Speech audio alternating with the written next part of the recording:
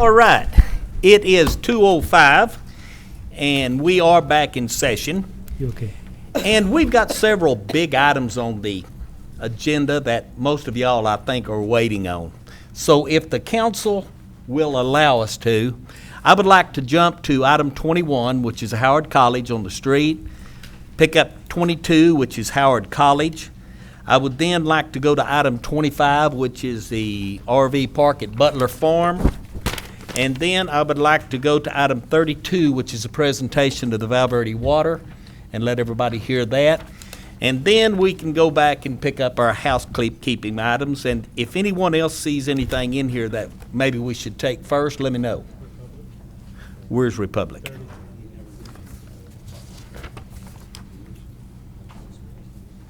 I don't have a problem with that because Republic here as well?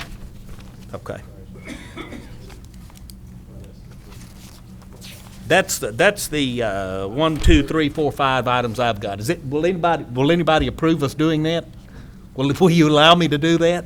Yes. You did say item number 30 also.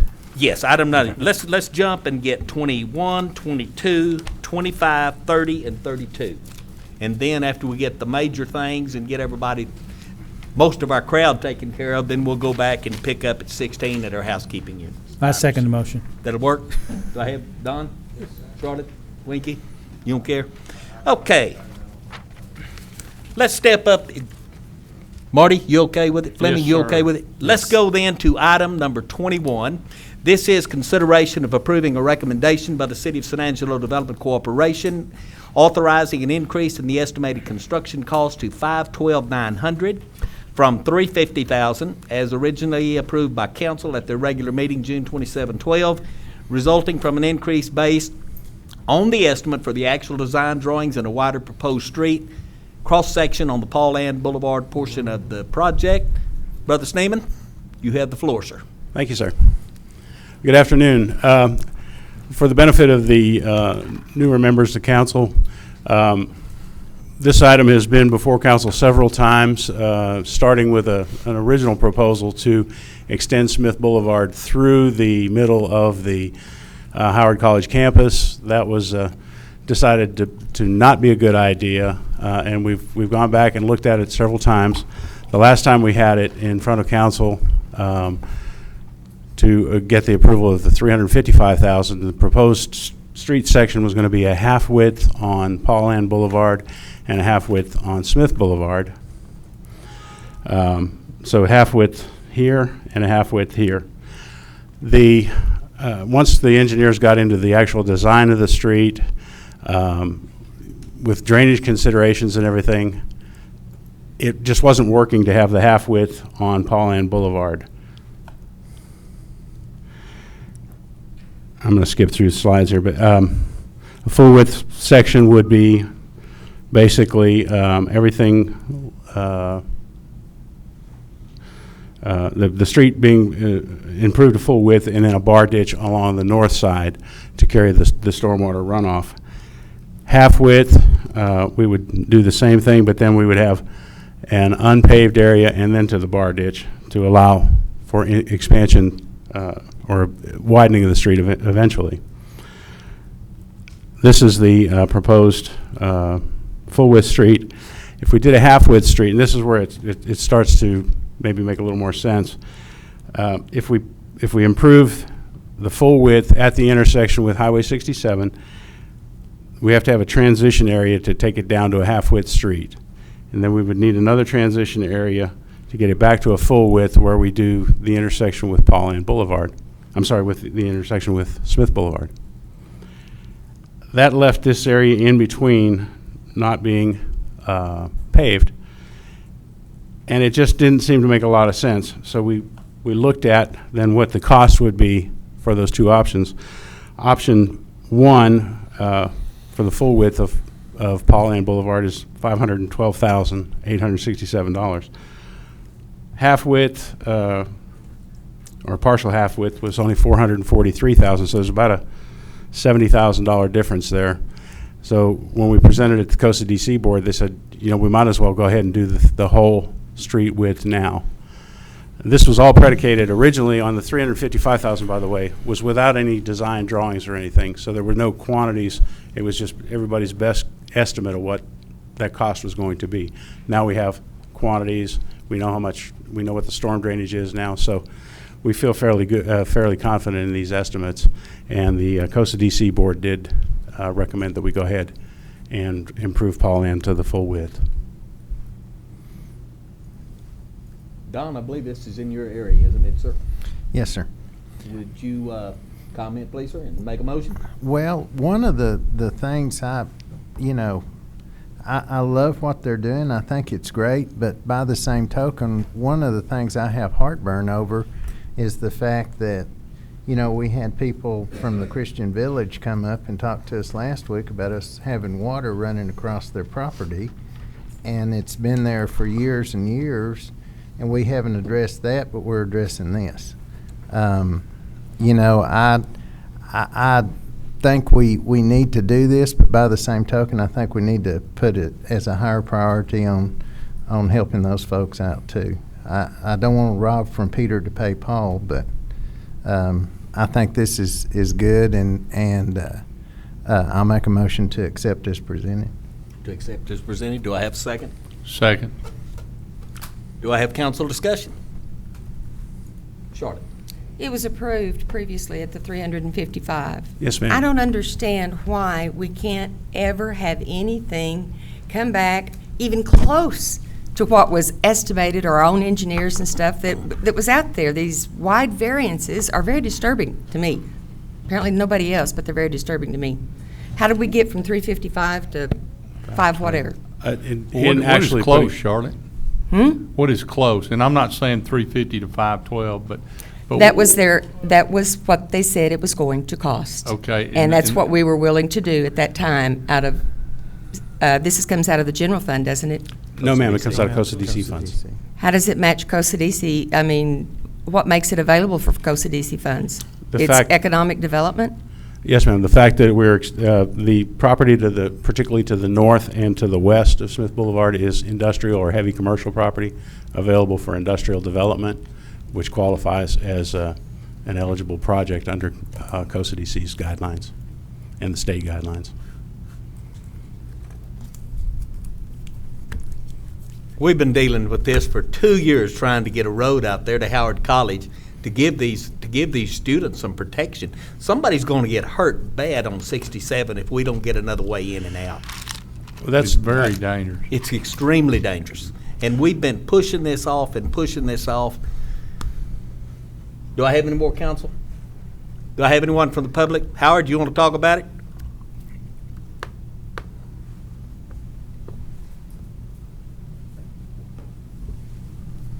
I don't think her name is Howard. Identify And she knew. yourself, Ms. Byrd, and go and take off. Hi, thank you, and I thank you for the opportunity to address this. This is, as the mayor has stated, something that Howard College has been worried about and concerned about since we've been out there. With our growth, we've grown from right under 1,000 students to over right under 3,000 students, so we've quadrupled in size.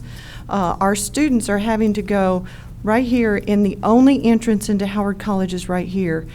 I've got pictures coming, so I wasn't prepared to show you, but it is extremely dangerous. We're living on borrowed time.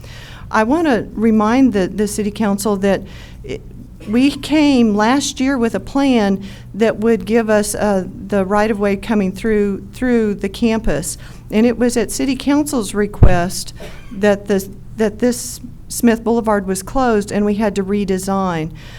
So we've redesigned. Howard College property ends right here, so that's why it is really desperately needed that we have this additional entrance to get our student population off of 67 as quickly as possible. Thank you. Thank you, Lynn. Any other public comment? If there is no more, it's time to take a vote. The motion and the second is that we approve this expenditure, and I will ask for a vote now. All of those in favor say aye. Aye. Any opposed? Nay. Nay. Okay, we have 6 for and Charlotte Farmer is against. Which takes us to item 22, which is consideration of approving a recommendation by the City of San Angelo Development Corporation authorizing the advertisement for a request of bids, RFB, for the extension of Smith Boulevard from the north boundary of Howard College to the intersection of Smith Boulevard and the extension of Paul Ann at a width of 26 foot, and the extension of Paul Ann from its intersection with Smith to its intersection with 67 at a width of 64 feet. The cost is estimated by the city's engineering department being $512,870 to be funded using half-cent sales tax proceeds and any other action in connection thereto. Mr. Sneeman. This is just a follow-up to the previous item, which is we'd like to take this project as it stands now. Construction documents are complete. We'd like to take it to bid. Mr. Borden? So move. Second. Any other council? Anybody from the public wish to comment? Mr. Mayor. Yes, sir. Mayor, Yes, sir. do you have, does council have special instruction for bidding procedures they want used on this project? We talked earlier about a process that involves sealed proposals versus a bid process for construction projects. And we also talked about future bidding process. What's Remember council the think discussion that? about, Right. With Costa DC? Did you want to start our new bidding process here? Competitive seal Competitive bid. biddings? Yeah, And that'd the reason why, Mayor, excuse me if I might, the corporation isn't subject to the Chapter 252 of the Local Government Code. So in other words, it's So moot. therefore, council can, if council desires, make suggestions to be adhered to in the bidding process. What do you think? Do we want to bid it just after we have been bidding, or do you want to put the special provisions on it that Roger Banks talked about a while ago? Anybody have a Mr. have a desire? Schneeman, what would you like? What's your best? I mean, the competitive sealed bid process worked well on the Business Resource Center. It gave us a little flexibility to deal with the contractors. I don't anticipate this one being a particularly involved process. It's pretty straightforward, but I mean, it's council's pleasure on it. Okay. You say go ahead and use the new bid process? Go ahead and use the new process. What do you say, Marty? Whatever You Mr. carried Barton away? wants. Mr. Vardaman? I It's think your motion. I think it would be great to see how it works and if it works and Kind of motion. what it'll do and what it won't do. I agree. It's a good time to start. The action. Let's do it. What Let's about do it. our previous advice from council about setting precedence on Costa DC's bid, that it is, you're talking about it being identical to the way the city does it?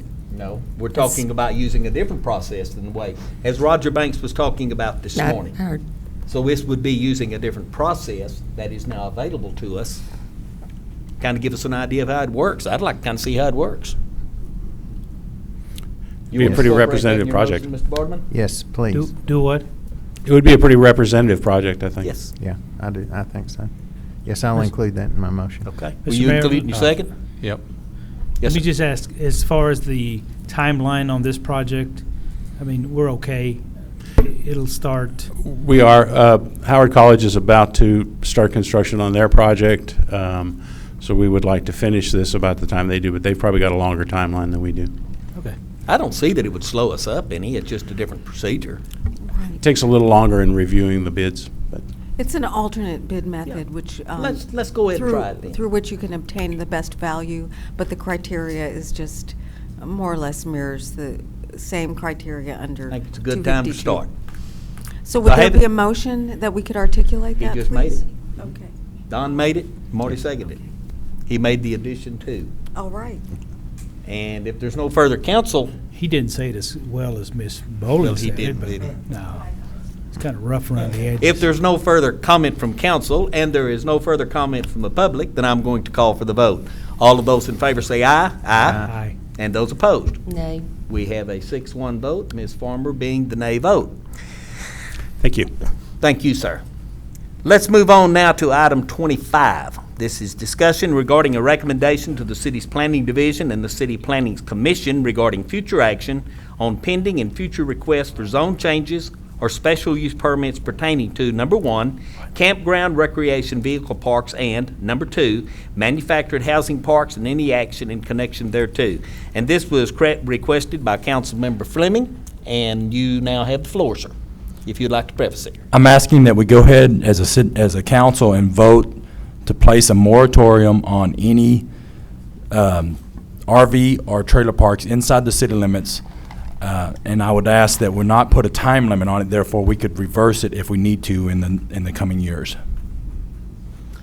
Now, I do know, Daniel, that we've got a committee that's been working on these provisions. I know they've worked hard. I know they're not completely through. How do you feel with this, Rodney, as far as I met with the committee, the last meeting that they had, and I like a lot of the recommendations, but that's not what I'm trying to achieve here. I'm trying to stop any RV parks or trailer parks, new ones, coming into our city at this time. I just don't feel that it's needed. And we can actually take direction on that also to make sure that we start working on those ordinances, that would, make sure that we highlight the directive of the council and moving forward on that. We have done a lot of legwork, and the subcommittees have done a lot of legwork as far as addressing criteria there.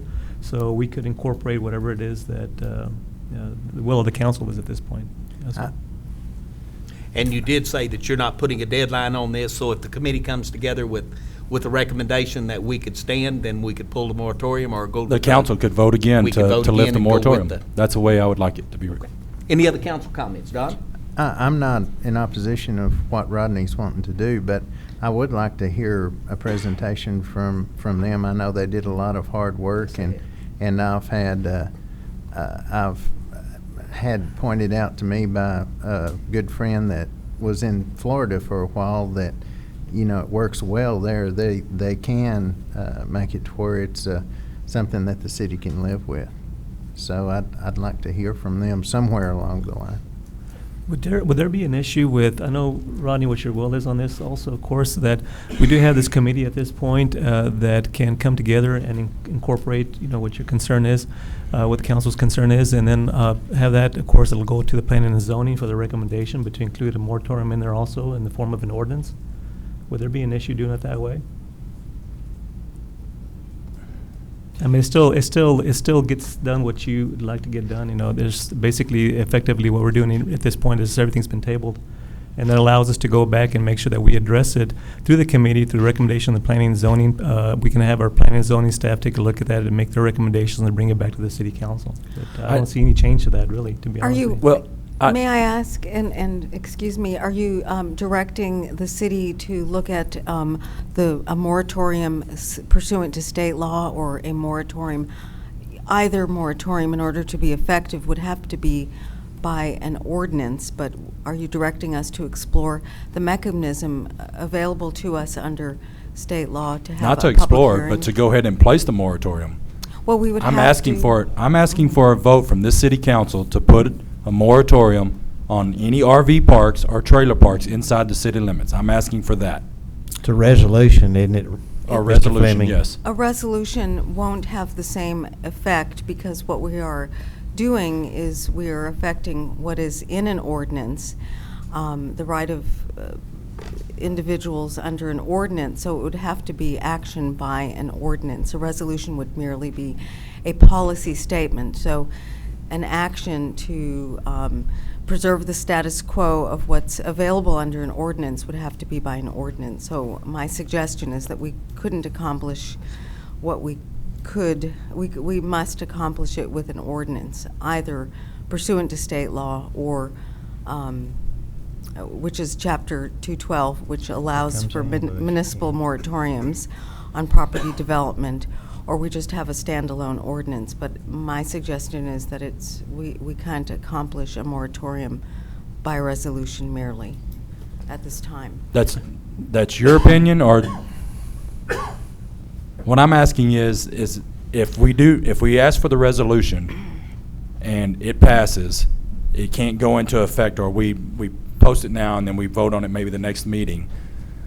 It would be an ordinance. That would be the vehicle that we would need. It would be an ordinance, not a resolution. So are you saying that you'd like action by council, so we could effectuate your council's action, but it would be in an instrument that would be an ordinance, not a resolution? I do want action. So I guess if you're telling me that it has to be an ordinance, that's what you're saying to me. Yes. It cannot be a resolution, correct? Yes. Okay. I would like an ordinance then to be placed. Make it, Wait, make it in the form of a motion. There's a moratorium right now. No, Voted there's on not by a a prior council. Yeah, Yes, there is. there's a moratorium right now that we didn't. Well, how long can this moratorium go on? As long as we want it to. That's why we were elected. That item was tabled for consideration, basically, and that's what the committee has been doing at this point, Can it- to come up with the criteria. And basically, what I'm hearing from you is that you want to add to that, of course, as far as directive and making sure that we're more specific and saying this is a moratorium. We want to address it, not just with the criteria they currently develop, but actually develop more, add to that, to make sure that we restrict where those Yes, are very going. much so. Okay. Very much so. I Okay. want the language to be put out there. Basically, what I've been told, that, and this was by the previous council that was in place, that these things were tabled. And so they just pushed them to the side. There's three, it's my understanding, there's three requests for this type, such properties right now. And I want to make sure that we're not going to allow any more to come in for whatever time period that we deem needs to happen. If I could see in the future that it might change. We may change how the feeling is, or another city council may come in. But I would like it to be worded so that the resolution or the tabling is stronger, and that we're not going to allow them into the city limits at this time.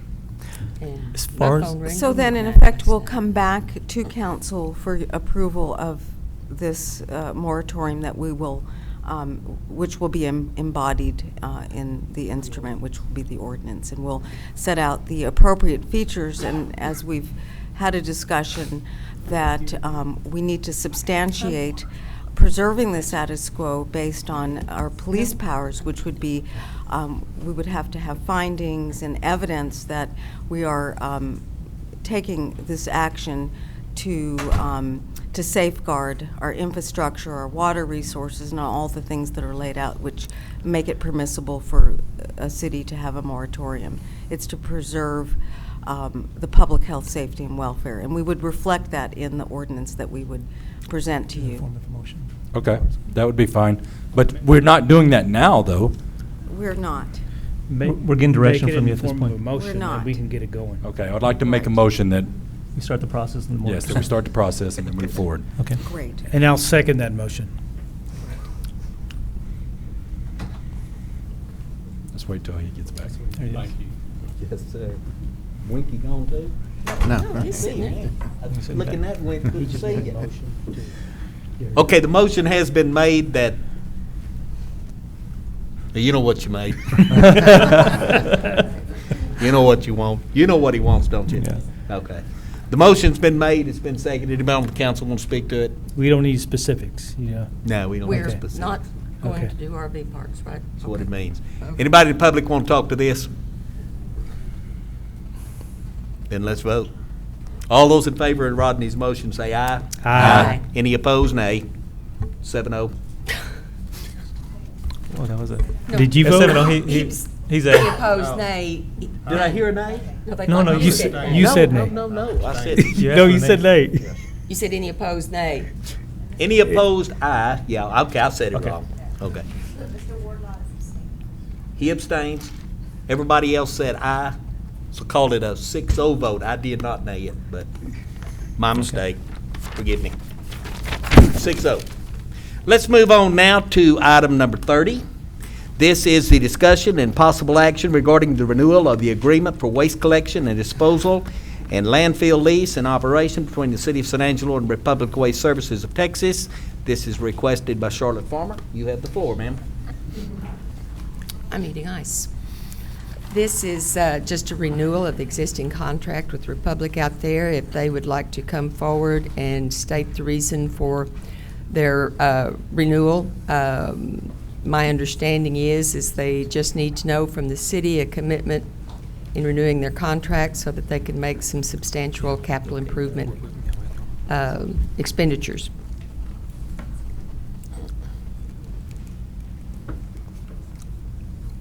Honorable Mayor, Council, first of all, thank you for the opportunity to speak on this today.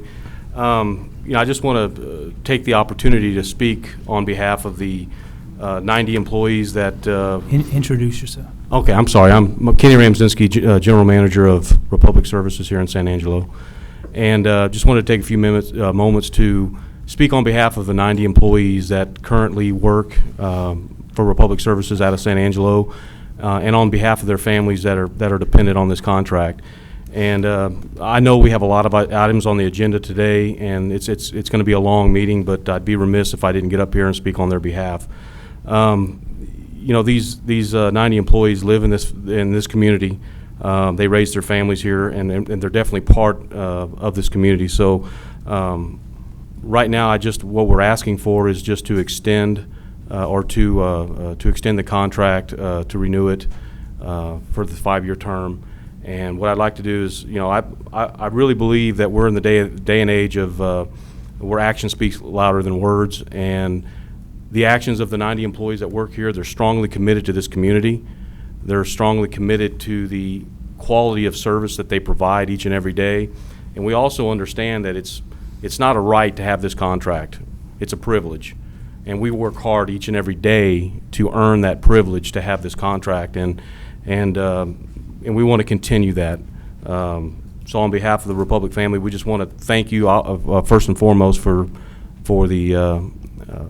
the business, and we also would like to thank you in advance for your consideration to extend the contract going forward. So we look forward to being a partner with that. And to Charlotte's point, you know, we definitely have to make some capital improvements. We need to invest in some trucks and other equipment. In order to do that, we have to have a term that we can spread those capital costs over. And that's why we're asking for this extension to the contract, so we can make those types of improvements and get on down the road. So, any questions or? Boss, talk to us about the city viewpoint on this, please. I do have a few comments. First of all, you've done a great job as far as the city is concerned. The work that you've done in your waste collection, we really appreciate the work that Republic has done. We've been quite impressed, to be honest with you. We thank you for, I know you started off the mechanical program too as far as those trucks, and I think that pilot program went very well also. We like what you're doing in that area. The only area really that we like to address moving forward is the landfill portion. And we feel, I mean, this is my thought on this. The other part of it, you're doing really well. The only other part that Shane and I have discussed also is we want to make sure that we have an opportunity to sit down with you and discuss the landfill portion of that. Absolutely. Okay. And just for the benefit of council, you know, Republic Services owns and operates over 196 landfills. So we have the resources available, the engineering department, to basically to provide any types of changes or operational efficiencies you'd like to see there. Part of this renewal was to also incorporate a convenience center for the for the citizens to separate them from the working phase. So that is part of this consideration.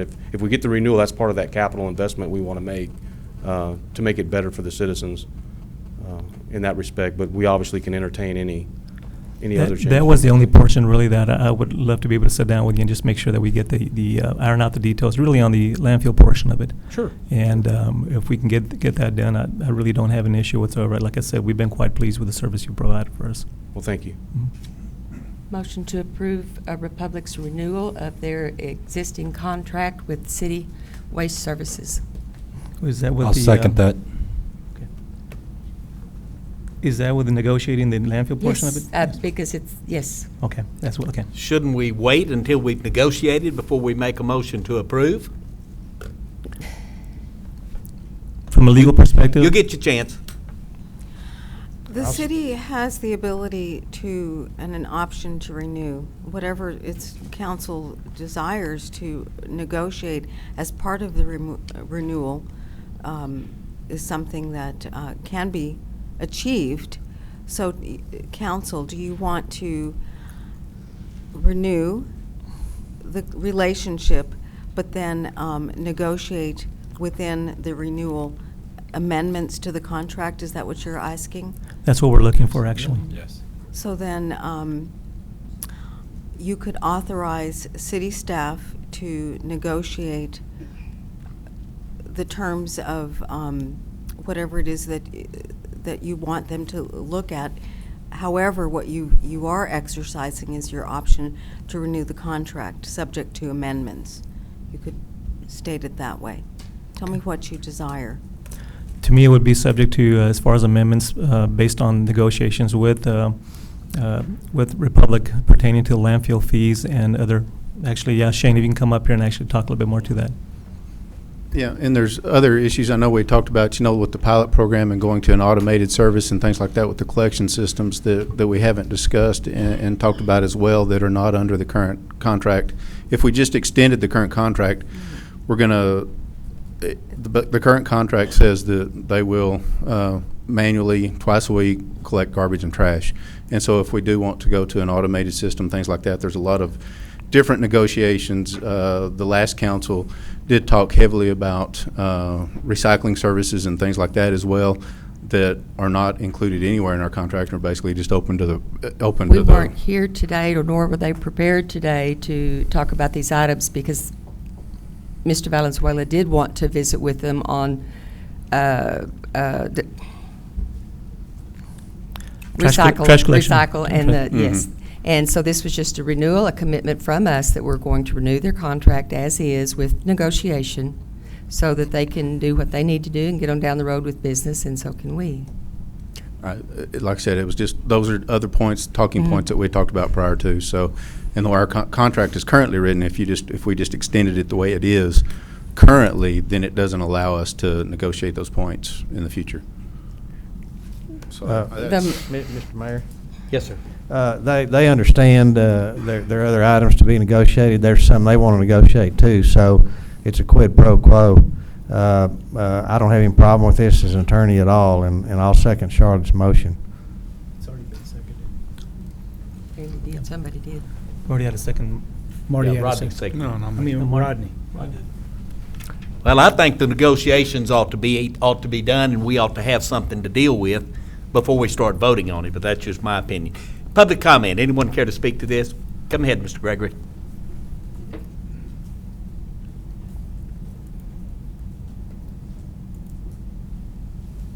Identify yourself, and you have the floor, sir. Good afternoon. I'm Bobby Gregory with Texas Disposal Systems, as well as Acme Iron and Metal here in San Angelo. Thank you for the opportunity to address you. I'm here to ask you not to vote to renew this contract, because I submit to you that the timing is not right. There have been presentations to the past council in 12 and earlier this year concerning options that are available to you as a city for recycling, for different types of collection, for cart service. My suggestion is what has already been voiced here, that a decision today to extend the contract would take away, and you would lose the negotiation posture that you now have to negotiate with Republic. And if they don't negotiate in good faith, you've lost your ability to go out for bids, to do an RFP, or to not extend the contract. As you may know, this contract automatically extends if either party does not give notice within at least 90 days before its due date. And the due date for the first 10-year terms, first 10-year term of this contract is the end of July of next year. You have almost a year to deal with this issue. Before 90 days prior to that, you have to either give notice not to renew or it automatically renews. It is my understanding that this contract has never been bid. Going back 30 years, I don't think there's ever been a single time that the city competitively bid its contract. I suggest to you that perhaps it's time to get a competitive bid on it. 10 years ago when this contract was negotiated, it was a very different set of circumstances. The value of this landfill, given the flow going into it and given the activity in the area, was dramatically different than it is now. Certainly dramatically different than is projected to be over the next 5 years of what your renewal would be. So I suggest to you, as the city manager has stated, there is a very good reason to negotiate the portion involving the landfill. I think there has been some fear placed in some people's heart that that if you don't automatically extend this landfill, you could lose your low rate for residential collection of $9 and something cents per month. Well, I can assure you, you can have a lower rate than $9 and some odd cents per month, depending on what your other negotiations are. You have absolutely nothing to lose by passing on this item today, not extending the contract, taking public comment in an agenda item that allowed you to consider the types of things you would like to include in negotiations, perhaps even voting to do an RFP, a request for proposal, to allow Texas Disposal Systems and other companies to come in and give proposals on what they could do for the city. You're absolutely not bound by any of that at all. All you have to do is within at least 90 days prior to the end of next July is not give notice that you're not going to allow it to automatically renew. So I really, really strongly encourage you not to throw away your right and the negotiation posture that you now have by being able to negotiate with the possibility of not approving it. Once you've approved it, you've given up all negotiation posture. So that is my strong recommendation to you, that you take a series of actions on city council agendas to allow people to give comments. You consider those comments and decide whether you want an RFP or a bid or even allow unsolicited proposals. An action today, as proposed, would cut that off completely, and you would preclude yourself for 5 years from taking any action. And if Republic does not choose to negotiate in good faith, they could tell you, I'll see you in 5 years, because you've given away your right for that. So those are my comments. I'll be glad to answer any questions at all, if you have any. Thank you. I would counter that, but I do appreciate your position that the contract does provide provisions for amendment, and we're not going to assume that there won't be the ability to amend in good faith, and the agreement can be terminated mutually. So I just think the discussion of an extension versus amending the contract as it is extended in the future to what the parties later negotiate is doable, because all contracts can be amended, and we're not assuming that it wouldn't be amended in good faith. But I do understand from the department that there are some things that the department may desire to present to council to be implemented in the future, and that could be presented at a later time as well. But I understand what you're saying, but my position is that we don't forfeit amending a contract once renewed, because there is a provision to do so. But anyway, it would be the staff that would have to present to council what different types of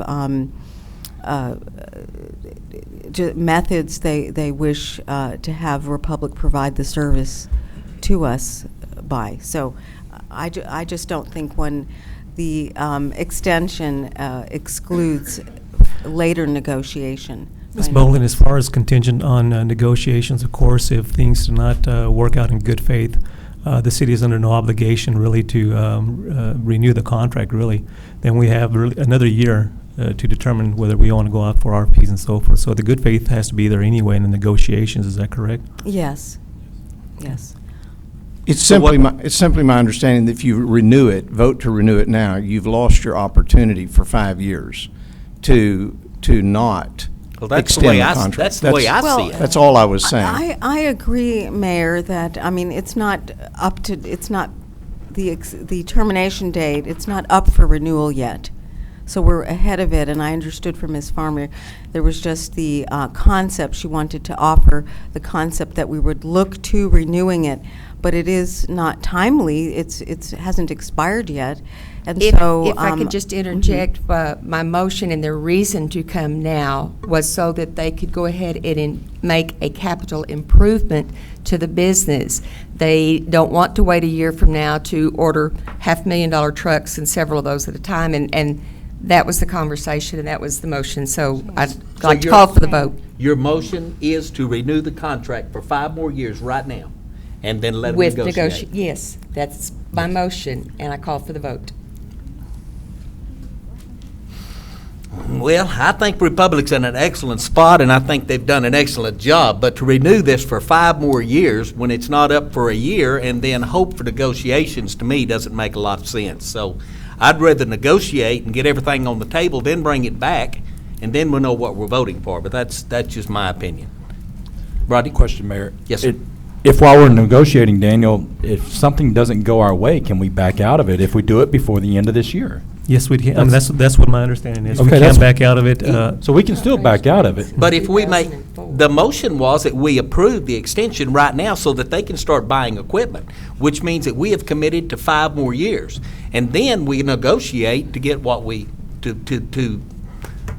get what we need to do I things see that what we you're want. saying. But if we're making the motion right now to extend this thing from 5 years, from July 14 until July 19, then we've taken away all of our negotiating rights. And that's what I'm saying. Let's negotiate it. Let's come up with the very best deal that we can get for Republic and for us, then bring it back to negotiation. We can then make a decision if we want to extend the negotiated items or if we want to go out for an RFP. I just don't want to extend this until July 19 and then go out and negotiate. I'd rather negotiate first. And if we extend this for 5 more years, we are tied into it. Yes, sir. Ms. Farmer, would you consider rewording your motion to allow them to at least negotiate, say, within the next month or two to? I'm not going to put a time limit on it, but I did allow to negotiate, and that is for us as well as them. You know, if any of you read, you know, the rate structure and how long it's been since there's been an increase in stuff, you will want to negotiate. So I call again for the vote. Well, let me just add my comments. This is probably one of the hardest decisions I've had to make. You know, I know both parties. I know some parties involved. And if at the end of the day, the vote doesn't go even the way I'm going to vote, then so be it. You know, because, and I have due respect for everybody out there, all parties involved, whether it's Republic or TDS or Allied or Waste Management, whoever we open up to. You know, at the end of the day, we're going to work with whomever. Having said that, I am going to vote for the motion, to go with the motion, but I agree with you, Mr. Mayor.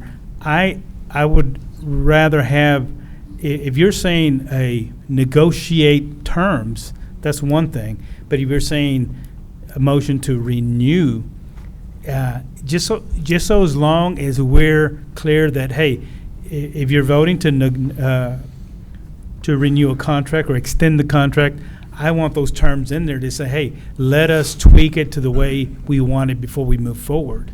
See what I'm saying? And because it is a renewal, an RFP is not required, and this gives Mr. Valenzuela the opportunity to sit down with the folks from Republic and iron out some serious things that are going to take some time. But in the meantime, a company needs to make a capital improvement, and it seems within reason to me to renew as long as we have the power to negotiate. Any other public comment? Well, Go ahead, Marty. Go ahead, Rodney. Or Marty?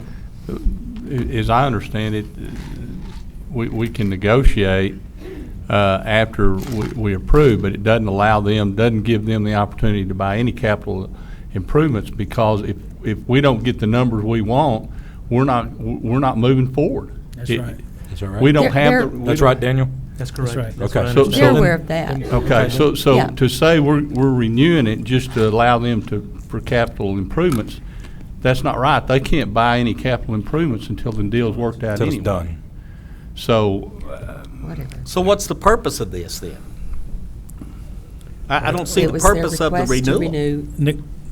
I guess negotiations is, To sit down. The purpose, I mean, at this point. What is your motion, Ms. Farmer? It's to renew the contract. To renew the contract with the ability to negotiate on terms such as the Landfill and the recyclable items that Mr. Valenzuela wants to work out some details with them. All right, and if there is no agreement, and also I just want to, let's just dial back for a little bit if we might. and this might help everyone. The effective date of the contract was 2004. It had an initial term which takes us until the future, July 31st of 2014. It is permissible for renewal by agreement. After the initial term, the agreement may be renewed upon mutual agreement of the parties for as many as 2 5-year terms. Either party that does not wish to renew this agreement upon expiration of the initial or first renewal term shall notify the other 90 days prior. And so then there's a contractor renewal option. So I want to be very clear to be able to make sure I understand the desires of council. It appears that Ms. Farmer made the motion to renew the contract, and it's prior to the expiration date, okay? And it would appear that the sort of the ceiling of the deal would be dependent on the cities still having the ability to negotiate certain things that would be going forward in this renewed agreement. And so I'm trying to make sure that we have a mechanism that if we do renew it today and our dealings fall through, we're not able to negotiate the terms that we wish for the city's interest, that I would like to know what action we could take then, because we wouldn't want to have a contract that we don't agree to the terms. Well, renewal, as far as the renewal itself, will be pending as far as Okay. the negotiations themselves. Okay. So basically, that's makes Ms. sense. Farmer, that's how I understood it. As far as the negotiation itself, you know, if we don't have an agreement, then we don't have a renewal. Contingent upon. So the renewal would be contingent upon the parties coming to agreement as to new terms under this proposed extension of the agreement. Correct. Wait a minute. May I speak? Yes, sir. I want to make sure you're not putting words in Ms. Farmer's mouth. If you renew a contract, as she is expressing it, I think she intends for it to be a renewal and not a contingency. What she's merely saying in good faith is she knows that there are things that Republic wants to renegotiate because they haven't had an increase in a number of years other than for their fuel surcharge, and she's just saying that as a practical matter, but a renewal that is contingent upon other things is not a renewal, and I don't think that's what she intends. Well, that takes away the negotiating power, to be honest with you Right. then. That's where I do have a concern then. I And don't have an issue with and I'll restate what I said. Well, I really felt that the renewal was contingent on the actual negotiations. And if we go in and renew right now, then They lose a year of their contract. And it would Which defeat is fine our with us. future negotiating possibility to negotiate new terms if we renew without the contingency, leaving the door open. Well, we've got a cloudy situation here legally. So, Ms. Farmer, you want to try one more time I'm to asking, enunciate what you're saying? I'm asking for a 1 year, they're going to lose a 1 year. If they renew today, they lose the 5 years, that cuts them to the 4. Did that take away a year? Anyway, it doesn't matter. I'm just asking that we renew their contract. They've done business with us for 30 years. And as Mr. Gregory said, there's different things out there now. We don't have to put it up for an RFP, which his company would like to bid on it. I think loyalty and service that they have given us and we have given them, that for a simple request to renew their contract now is not out of line and it's not unquestionable.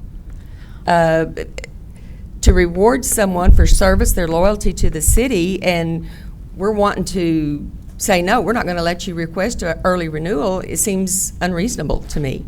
I don't have a problem with an early renewal.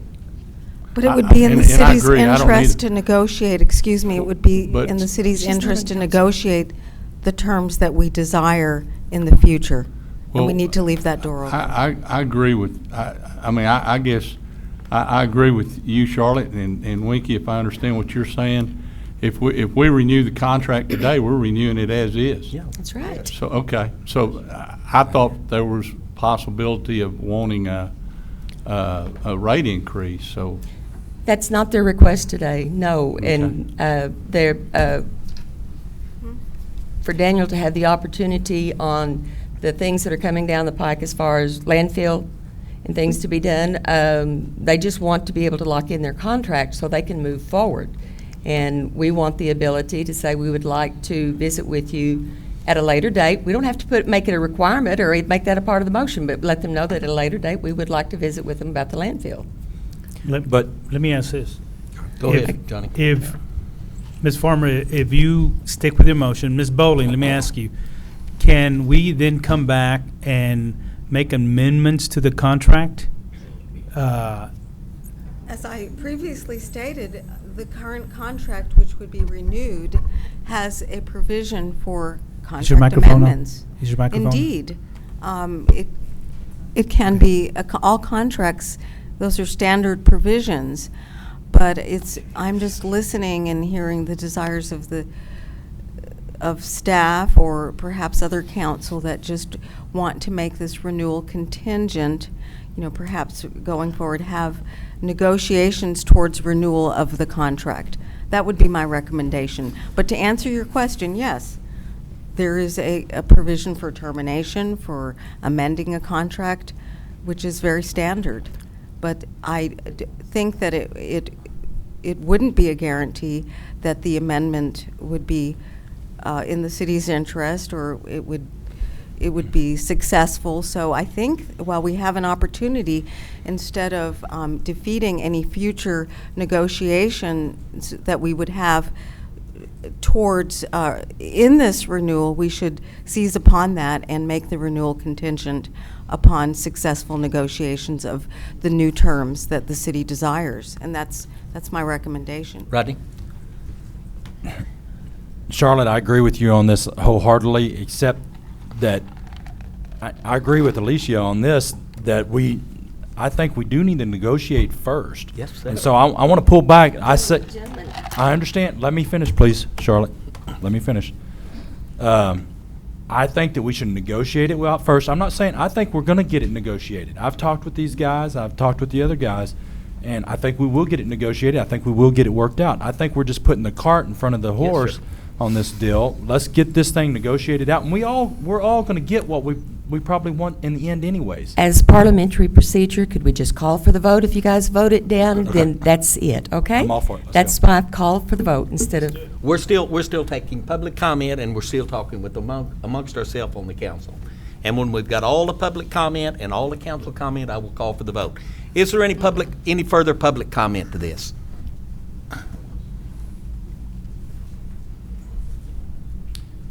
Yes, my name's Harry Thomas. I'm a community volunteer, and I'm listening to all the councilmen talk about this particular item.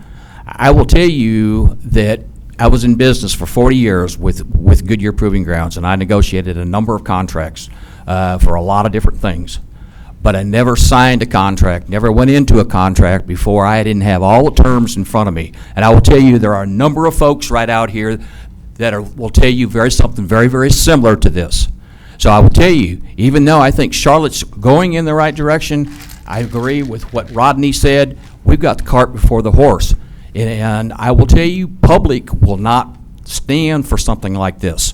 So you call for the vote and it goes this way, we will have a lot of different people want to have conversations about why we didn't look at negotiating before we made the decision. Thank you, Harry. Anyone else? Come ahead. Good afternoon. Yes, ma'am. State your name and you have the floor. My name is Billy DeWitt. I live here in San Angelo. And I agree 100% with what that gentleman just said. You do not sign a contract before you have the details of the contract worked out. I worked for 34 years.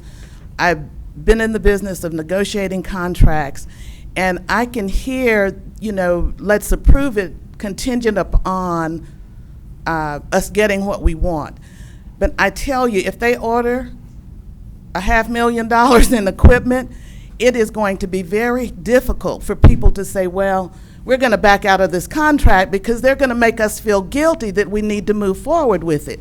So I would like to see the council vote. I mean, why would you want to go forward with the contract, then make a commitment to something that then we later may not like their agreement with it? So I absolutely think, and it doesn't have to take until July of next year to get it going, or whatever the 90 days is. That could start to happen right now, working out those details. And as I understood what Daniel said, they're going to start working on that now. So I don't understand the rush to do this, to vote, to extend it, to sign a contract for 5 years.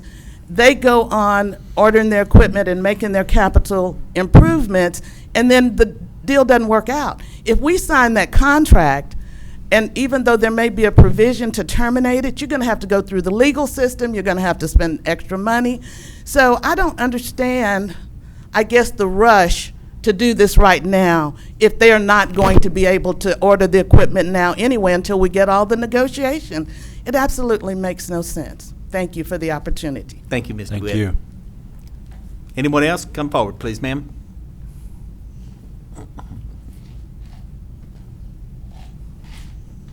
My name is Alberta Spence, and I was a commercial real estate broker in California for 40 years. Negotiated a lot of real estate contracts and leases, and we never signed a contract until we had all the terms ironed out. That's impossible to get them ironed out afterwards, and they'd have to be both agreement, right? Okay. One person says no, the other person says yes. Where are you going to go? You have to sign the contract after you negotiate the contract. Thank you. Thank you, ma'am. I did. Anyone else? Mr. Well, Mayor. I agree. Mr. Mayor. I don't want to sign a contract and then negotiate terms. I think that's, yes, right. I seconded that to begin with, and then it was kind of explained to me a little bit better, and I want to withdraw my second on that. I'm not going to. All right, so are we having council authorize negotiation of the contract? Is that what? I'm is withdrawing that my what we're second. doing? I'm Okay. not. That motion hadn't been made. All right. So I'm just trying to understand what advice that I could give to clarify now that all this has been stated. I'm asking whether we would want council to authorize negotiation to consider renewal before 2014 July. We've got a year to negotiate this. And if Republic wants to get with Daniel and negotiate and see if they can come to some terms and get something figured out, I think that's wonderful. If the negotiations are not what we want, then we can go out for an RFP. But we don't have to do this today. And I certainly will not vote to sign a contract until July 2019 without even knowing what we're negotiating about. That I will not vote for that. So, Mr. Mayor? Yes, sir. Ms. Bowling, do we just then give Mr. Valenzuela direction to go and visit with Republic and iron out, hash out, tweak the whatever? Potential amendments to the contract. Do we? We don't even have a second yet. Do you need a? Well, let's first look at what's posted for action, as Mr. Fleming has stated. Do we have a second to Charlotte? Did you want a second or Winky? So it's posted for discussion and possible action regarding the renewal. So if we don't wish to renew at this time, then that could be It just dies. Yes. Charlotte has made the motion. If there is a second, we'll take a vote on it. If there's not a second, then I'm going to let this thing die. Unless you get another motion. Unless I get another motion. Right now, I have a motion and no second. You go ahead. Number 30. 32. I'm sorry, 30. 30.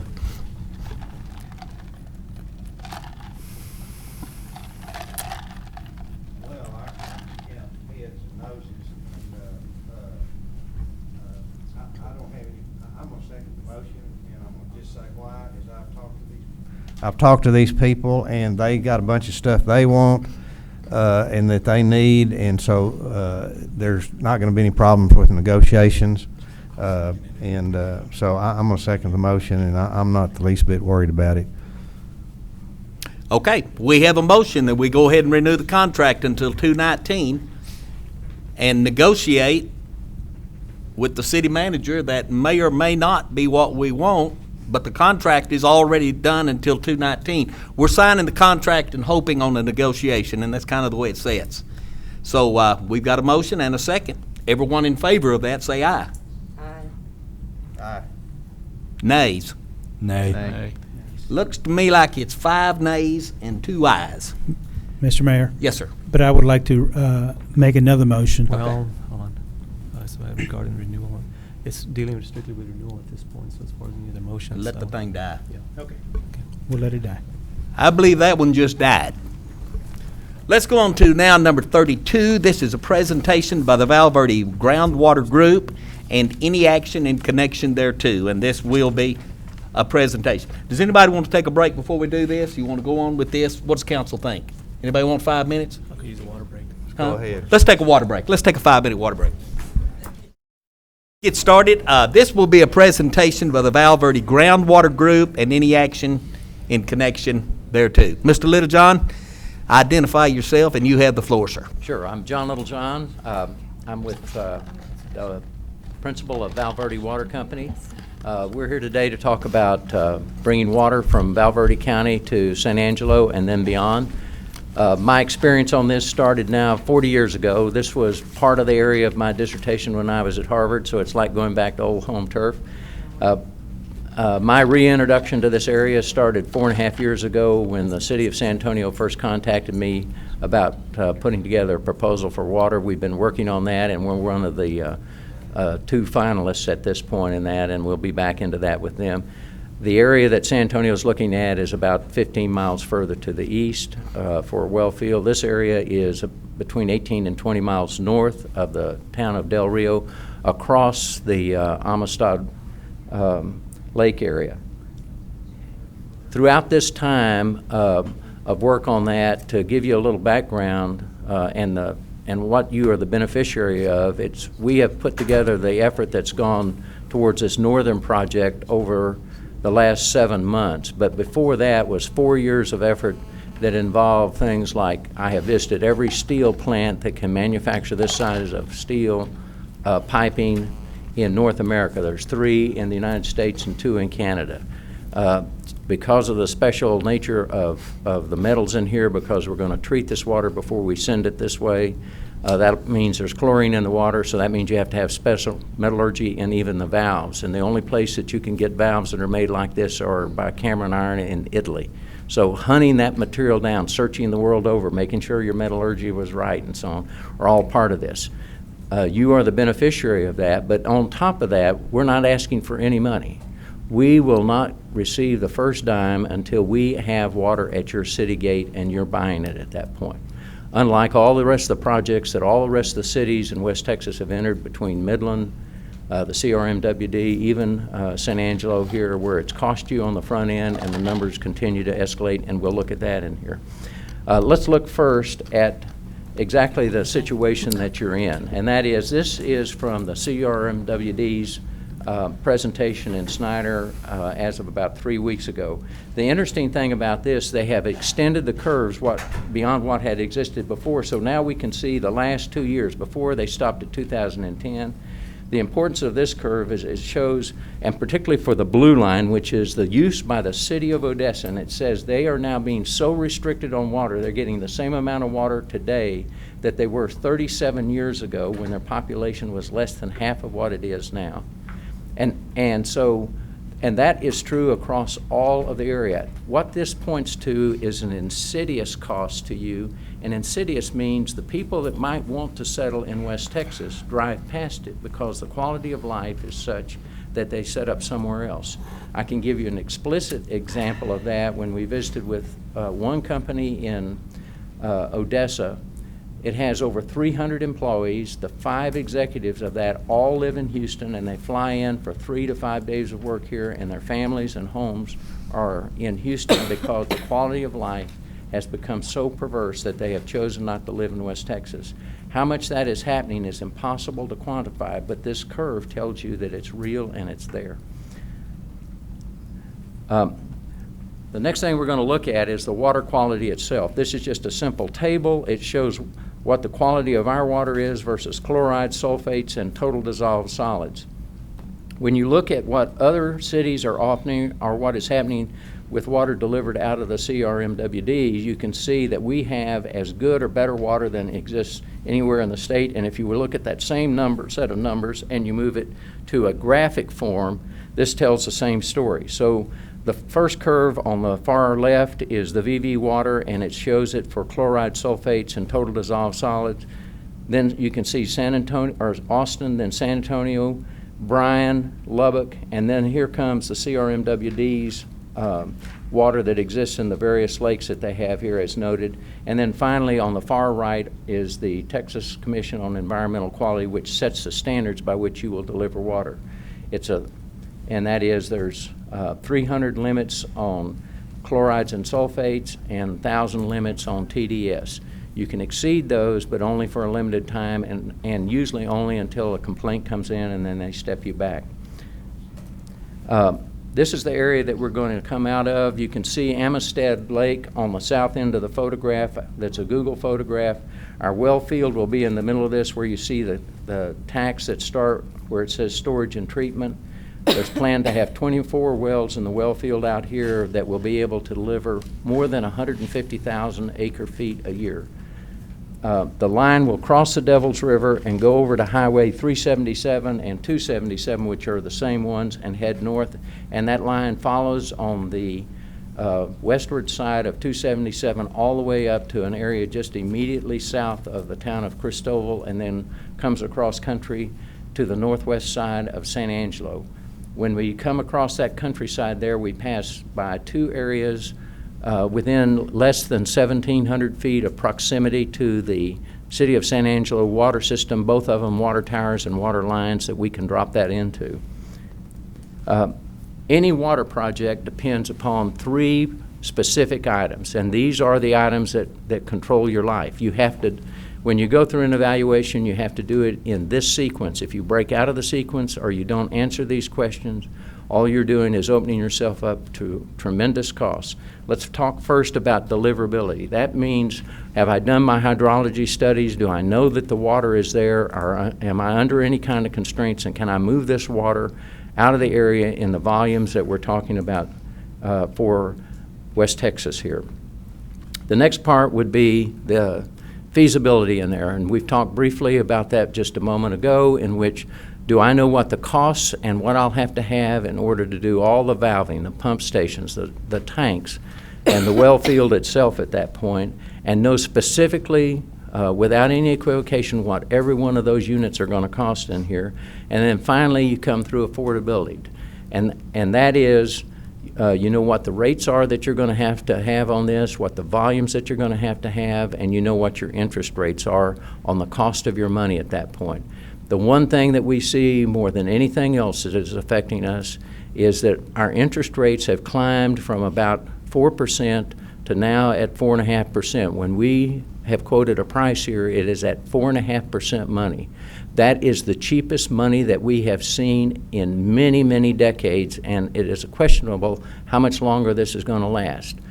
Same thing happens to you if you decide that you want a specific home and they tell you that it's $100,000 and the interest rate is at 5%, then you pay one price. If they tell you that interest rate's at 5.5 or 6, that's a very different price, and the cost is going to go up on you. We are in a time zone in which it's prudent to act now, and if not, then you can expect the costs are going to go up considerably on you at that point. The next thing is this is page 28 out of a report by the Texas Water Development Board. There's a mirror image report by the United States Geological Survey. The first one of those done by the USGS was in 1972. This one's been updated in the late 80s, and they both show the same thing, and that is there's in excess of 500,000 acre feet of water that flows out of the rocks in our immediate area and into the river streams and the lake itself. To put in context what that means, 500,000 acre feet equals 450 million gallons a day flowing from the rocks Most of that's captured in the lake, and then there's 2 local springs that do that. The lake itself is an immense lake. It's twice the size as the next nearest lake. It holds over 5.4 million acre-feet of water. That would be a 100-year water supply for West Texas. The magnitude of the water that is available here is staggering. The water that we're talking about bringing to this part of West Texas represents something between 10 and 12% of the water that's flowing out of that rock continuously at that point. The basin that this is in has the funnel end at this area immediately above Lake Amistad. The basin reaches all the way up past Ozona and Sonora, almost all the way around to Fort Stockton, and encompasses some 6 million acres, 4 million acres and about 6,000 square miles in area. At the upper end, the elevation is above 2,500 feet, and it gradually percolates all the way down to where we are at 1,200 feet. It takes over 80 years to get from the upper end of the basin to the lower end. So whether you're in drought or whether in good times, the water just continues to flow because it's an immense, immense aquifer that just continues to flow in there. This is also one of the purest aquifers because it takes that long, slow trip of cleansing that water through the entire system. To give you an idea, these are bar graphs that show the nature of what we're dealing with. The bar on the far left shows the average annual discharge from that aquifer into the streams and rivers in there, and again, that's over 500,000 acre-feet per year. The next bar is the amount of water that the CMRWD is providing to its purchasers throughout its distribution area here. That is slightly over 50,000 acre-feet a year, but if you take out the part, some 5,000 acre-feet that goes to Abilene that's picked up on the far side of Ivy and is not part of the CRMWD system, they are actually providing something in the neighborhood of 48 or 49,000 acre-feet a year. In year 2000, that number rose as high as 75,000 acre-feet, so you're already at 2/3 of what you were using just a mere 12 years ago.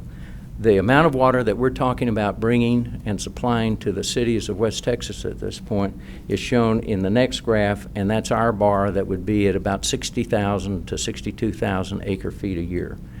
And the next bar shows what we can deliver to you, so as your needs increase, we have carrying capacity that will probably allow you between 40 and more likely 50 years of growth before we'll reach the capacity on this pipeline that's out there. So the needs that you have today can be fully met, and as West Texas grows, this line will be able to continuously supply all the needs that are out there. This is the chemical analysis of our water, that is the Hutto well versus the water that's coming out of the CRMWD system, and this is at the station or terminal for their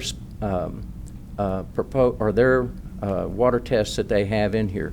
The critical number to note in here that is speaks more to anything else is the total dissolved solids at the fourth line from the bottom. Our water is at 292. The water coming out of Ivy at this point, originally listed at 900, at this date at the beginning of January, is now up into the 940, 960 area. You can see for other parts that we've tested for, so all the standard irons, metals, and radioactive elements, they're so low that we can't detect anything in parts per trillion. This is some of the purest water that you will find in the state of Texas.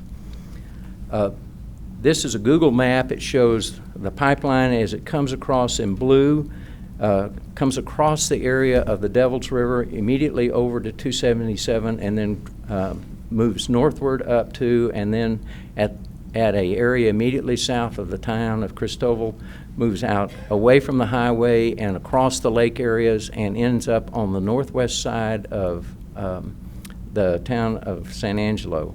The other line that you see is the proposed line that would go from an eastern field back over to San Antonio. They're actually in need of less water than all of West Texas would be at that point.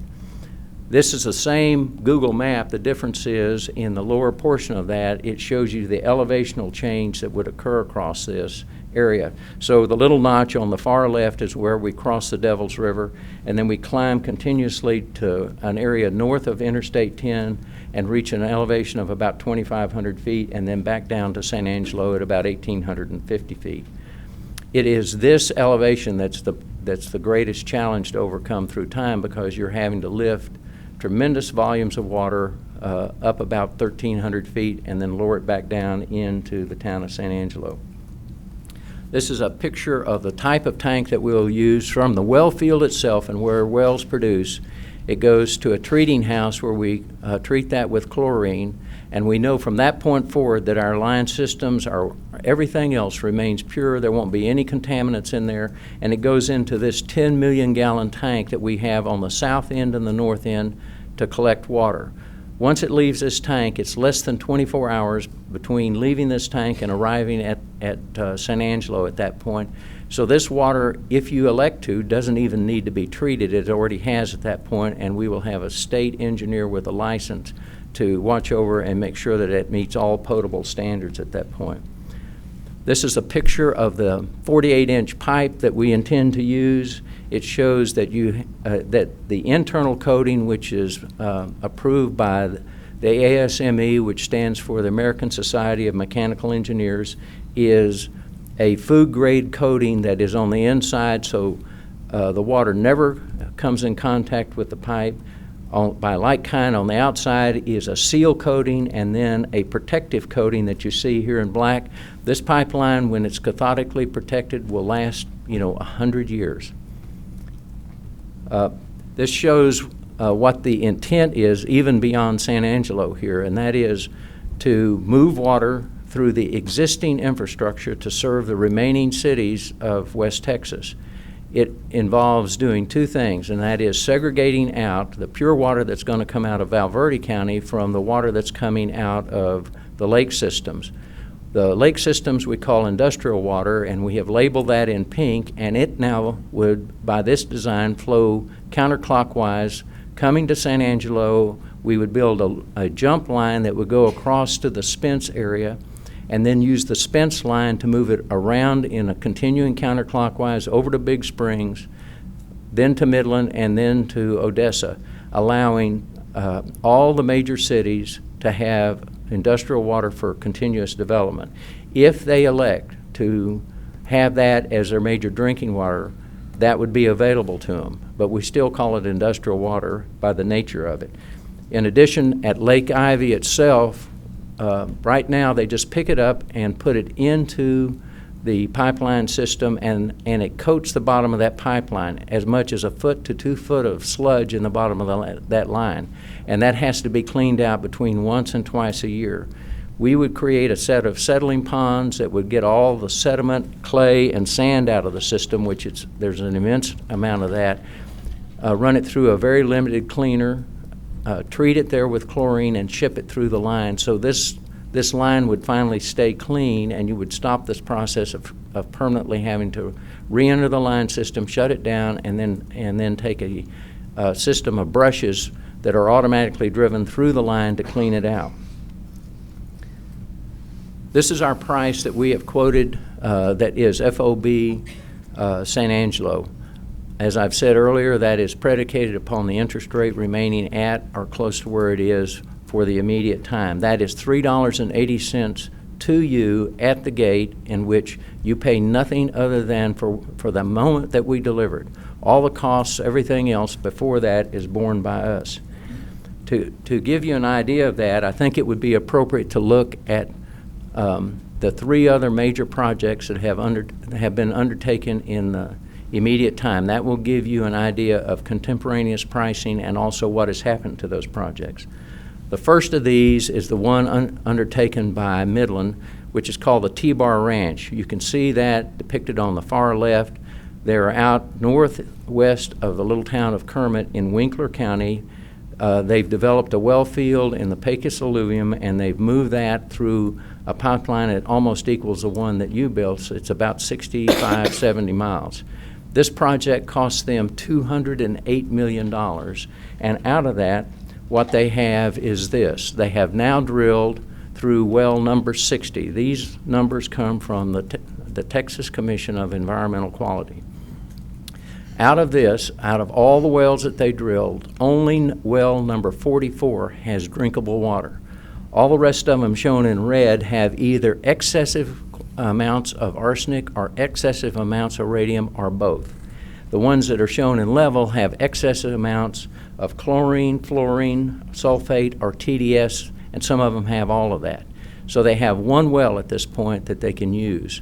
They have bought another place further to the south of their T-Bar Ranch, and they're going to go down there and start drilling on that, hoping that they have some water. That is more than 18 miles away, so they're going to have to drill another pipeline. The next project that has occurred in here is the one by the CRMWD. They have spent an additional $185 million developing what has been called the North Wellward Field. It was a property originally owned by Luminant, and they've gone in there and drilled what set out to be wells 1 through 24. They actually omitted wells 16, 20, and 21, and out of that, from the coloring in here, they have 5 wells that had water that was producible and usable. The rest of them had either excesses of TDS or other components that disallowed their usage at that point. When they started producing on this, just as a test to see what they had, one of their 5 good wells within just a short amount of time started producing 11 times the allowable for benzene. The reason for that, although you can barely see it on the western or on the eastern side of the Ward field, is a oil field that is on 10-acre spacings, and then just beyond that, underneath the word Ward, is a gas and oil field that has numerous wells on 10, 20, and 40-acre spacings depending on depth that they're in. Somehow the contamination has gotten out of those wells and into the eastern side of the Ward field area, and it's unclear whether there is not a benzene layer of several feet on top of the water floating there, which would contaminate the field and make it unusable for the duration.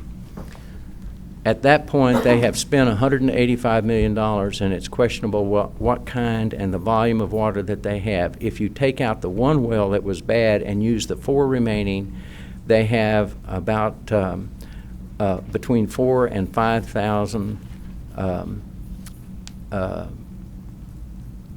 4 and 5 million gallons a day that they can use out of this field at this point.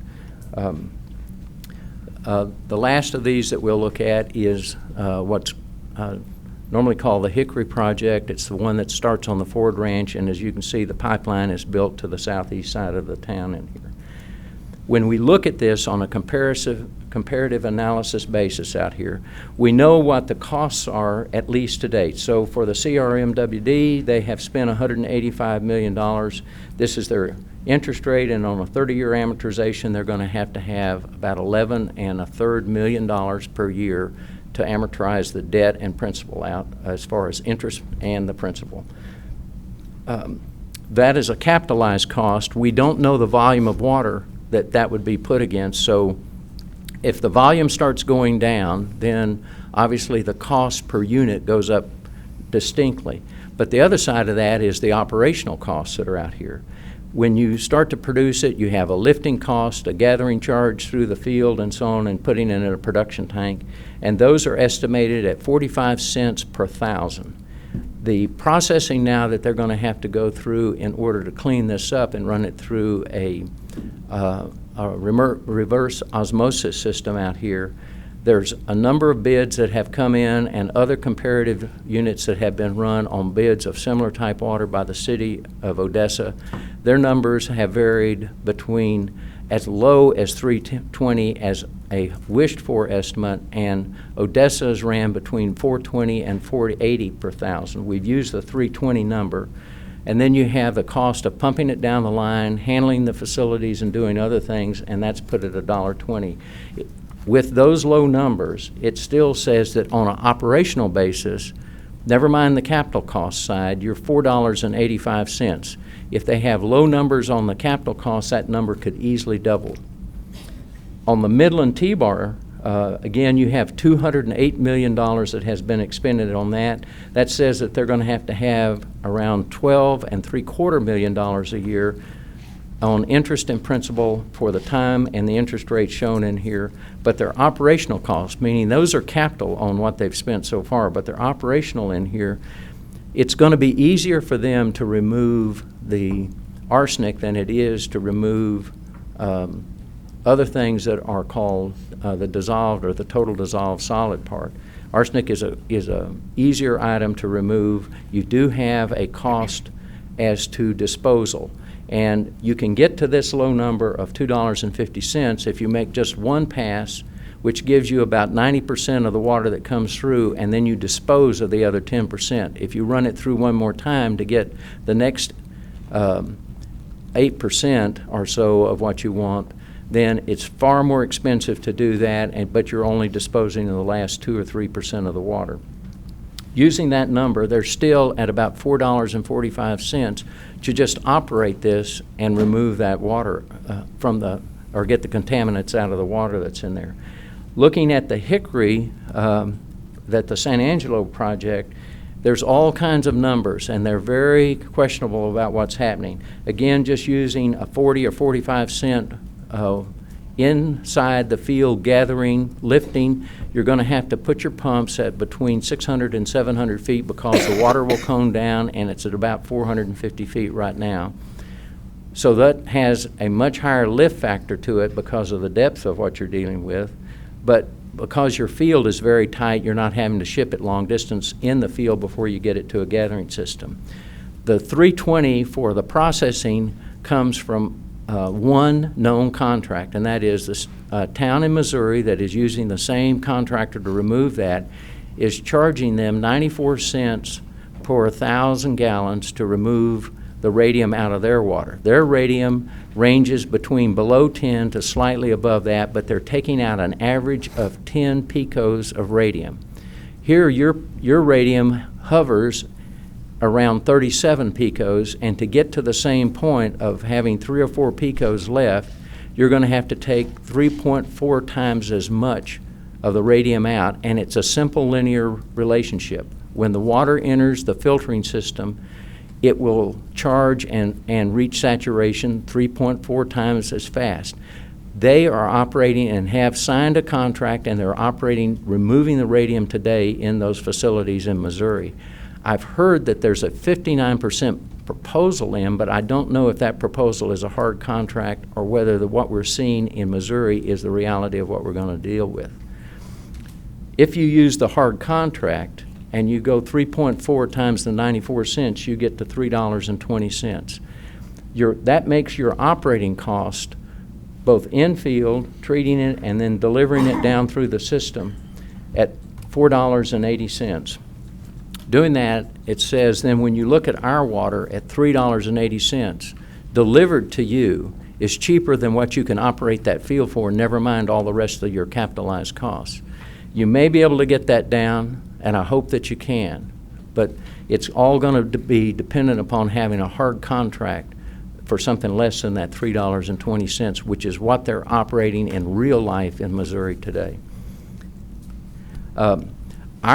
Our request before the City Council today is not to vote on this contract or agree to buy our water. We know that we have arranged for and used exactly the same contract that the City of San Angelo is buying water today from the CRMWD from.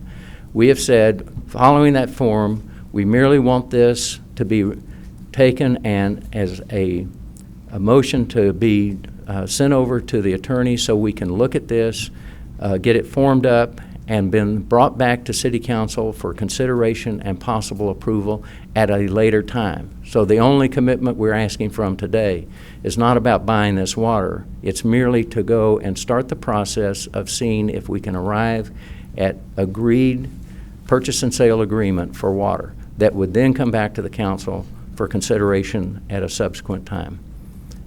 I thank you. If you have any questions, I'd be glad to answer it. Thank you, Mr. Littlejohn.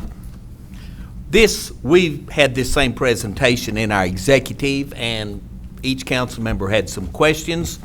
We all have some concerns. The Colorado River Municipal Water District is jointly owned by us, Midland, Big Spring, did I get them all? And Snyder? Snyder, but we're not members, actually. Okay. Correct, thank you. For us to sign the resolution, though, that they're asking us to sign, we have to sign a statement saying that we express a vote of no confidence in the management of the Colorado River Municipal District. We also have to say that Colorado River Municipal has failed in its mission. We also have to say that they have taken deliberate action to combat the city of San Angelo. And we also have to say that this resolution would declare no confidence in the management of the Colorado River Municipal District. This would, in fact, put the city of San Angelo at odds with this district, and I am not ready to do that until I know exactly what this is going to cost. Now, Val Verde Water Company has no pumps, they have no lines, they have no right-of-ways, they have no easements, they have no distribution, there's not a line anywhere, they have none of the permits. So they're a long way away from bringing water to San Angelo. It was kind of decided in our executive that we would meet with some members from Big Spring, we would meet with some members from Odessa, and we would meet with members from Snyder. And all of us together, instead of San Angelo taking the lead and destroying a relationship that we've spent 15 to 20 years to build, that we would in fact get with these sister cities, see exactly how they feel, exactly what they're doing, so that we know we're not going into this by ourselves. This is a very big project, it is a very expensive project, and we're going to commit to this as a city. It is my opinion and it is my desire that we put this thing off until we get more information, until we know more about what's going on, so that we can make an informed decision. And I guess I'm asking for a consensus of the council. We need more information before we sign on to anything and before we get the Colorado River Municipal District against us and start saying things that I'm not going to sign this resolution today if I've got my way about it. But I need consensus of the council, and I would like to get more information. I'd like to meet with our sister cities. I'd like to see what they're doing and go from there. So I'm asking for council. Tell me what you want to do. Mr. Mayor, I am totally with you on that. And Mr. Littlejohn, we are very much interested in looking further into this idea, but like Mr. Fleming came up with the idea of meeting with these so-called sister cities and getting more feedback from them rather than us just going into it blind. We'd like to get more feedback from other players, so to speak. But I do totally appreciate what you brought to us. And again, I apologize for never being able to meet with you, but I'm definitely in line with trying to meet with other folks. And certainly this isn't out of the question. No. I want more information. I would feel more comfortable. Marty, how do you feel about it, sir? I think it has the possibility of being a great viable water supply for San Angelo. I would, if I understood Mr. Littlejohn, two of the three district cities are going to be voting this week and next week, and if they vote to move forward, then I think we should definitely look at moving forward too. You want more information? Sure. How about you, Mr. Fleming? Definitely. I want to set up the meeting with the group. I want to get us all together in the same place, the same time, and that way we know where everybody's coming from. We're not hiding anything from any of these cities. And when we said those cities, I want the Tri-Cities Agreement, which I say that every time, the West Texas Water Partnership Agreement, which also includes Abilene. I would like for Abilene to be in on that meeting with us so that we're not hiding anything from any of these cities. we all have the same goal, and we all know that the water they're talking about is the best water in West Texas. I don't think any of us are even arguing that. Now it's really a matter of how do we get the water up here? Do we go with the VV Water Company, which I like these guys, and I think that it could be a possibility, or do we do another route? It's such a big project, we can't make this. I agree with Dwayne. There's no way I would sign this resolution today without doing our due diligence. Charlotte? I like the presentation, I like the group, and I like the water. I've tasted it. It's very spring-like, close to an artesian well taste, and I'd like to see us pursue it. Mr. Vardaman? I also have met with them, and I think that they're onto something, and I think we'll be shooting ourselves in the foot if we don't pursue this thing. I personally have no problem with making the CRMWD mad. Doesn't matter. I'm here for the citizens of San Angelo and trying to get us the most water, the best water, the fastest way that we can. Mr. Wardlaw? Well, I've sort of done my due diligence over the last 6 months and 40 years, and I agree with Mr. Vardaman wholeheartedly, and I think it'd be foolhardy for us to let this deal get away. You're talking about $800 or $900 million, which they're willing to finance themselves, and I promise the city of San Angelo is not able to borrow that kind of money, and the VV Water Company has. Some people are split hairs saying that they don't own the water. No, but they own the option contracts on the water. And as a lawyer, to me, that's just as good. And, how somebody else is going to come in there and shove them aside and take over this water is beyond my comprehension.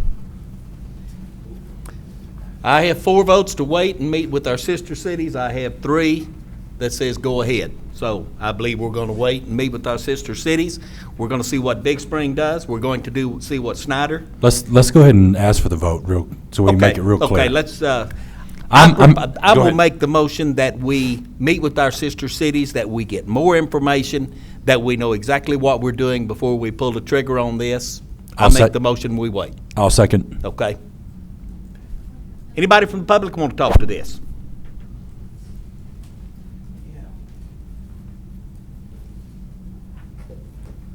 Terry, you got one coming up first. Terry, one. Come on up, sir. State your name and you have the floor, sir. Thank you. Afternoon, Council. My name is Steve Salmon. I'm a former member of the San Angelo Water Advisory Board. I'm a 20-year veteran of the chairmanship of Texas Sheep and Goat Raisers Natural Resources Committee. I've worked in Austin on water issues since 1995 when Buster Brown created Senate Bill 1 and started the water planning process in the state of Texas. I'm president of Riverside Landowners Protection Coalition, which is a private property rights group, and I have fought hard in Texas to preserve the right of landowners to keep the water or sell the water that's under their land. As a citizen of the city of San Angelo, I spent 18 years as the executive vice president of Windland Manufacturing. I was a former bank director for Bank of the West, so I have business experience as well as water and natural resources experience. I'm very much in favor of this project. I think it's a great project and one that we should not walk away from. When I was on the Water Advisory Board, I came to prior members of the City Council and suggested that we needed a joint agreement between West Texas cities to develop water that we all shared in. This project meets that goal. The City of San Angelo has joined and done that, and I was told they couldn't talk to me about it even though it was my idea because it was secret. That's the three-party agreement you've talked about. I understand there's probably a reservoir project connected to that, history shows that reservoirs have not worked for West Texas. O.C. Fisher has been full once since 1958. Twin Buttes was full in 1974. They don't work. We need to look at underground water. Whether this is there, I'm not a hydrologist, I'm not going to say, but I like the project. What I don't like, and here's where I differ and encourage you to do the due diligence or have staff do the due diligence. I was approached and asked to evaluate this project 2 weeks ago. So I've only heard about it for the last 2 weeks. In doing that, I said, I really like the project. I can support the project. Then I wore my finance business hat and did some due diligence and looked at Secretary of State website and the Texas Comptroller's website and did a little other research on the internet, because God knows you can find anything on the internet. What I didn't find was the financial ability to pull this project off. What I didn't find was the progression of being able to complete a project. I hope they can. I'll be the first to stand up and say, yeah, please, let's do this. But I asked for that information and didn't get it. I could have attended a meeting and been told stuff. I wanted something I could verify, and didn't get it. I'm asking you to do that. And maybe you have the authority, maybe you got more information than I did, but I hope you can get that information and we go forward with this project. This morning you talked about drilling water wells in Hickory. That's just to meet the water needs that the city needs in the foreseeable immediate future. Hickory is going to be our sole source if we don't get rain quick, and big rain.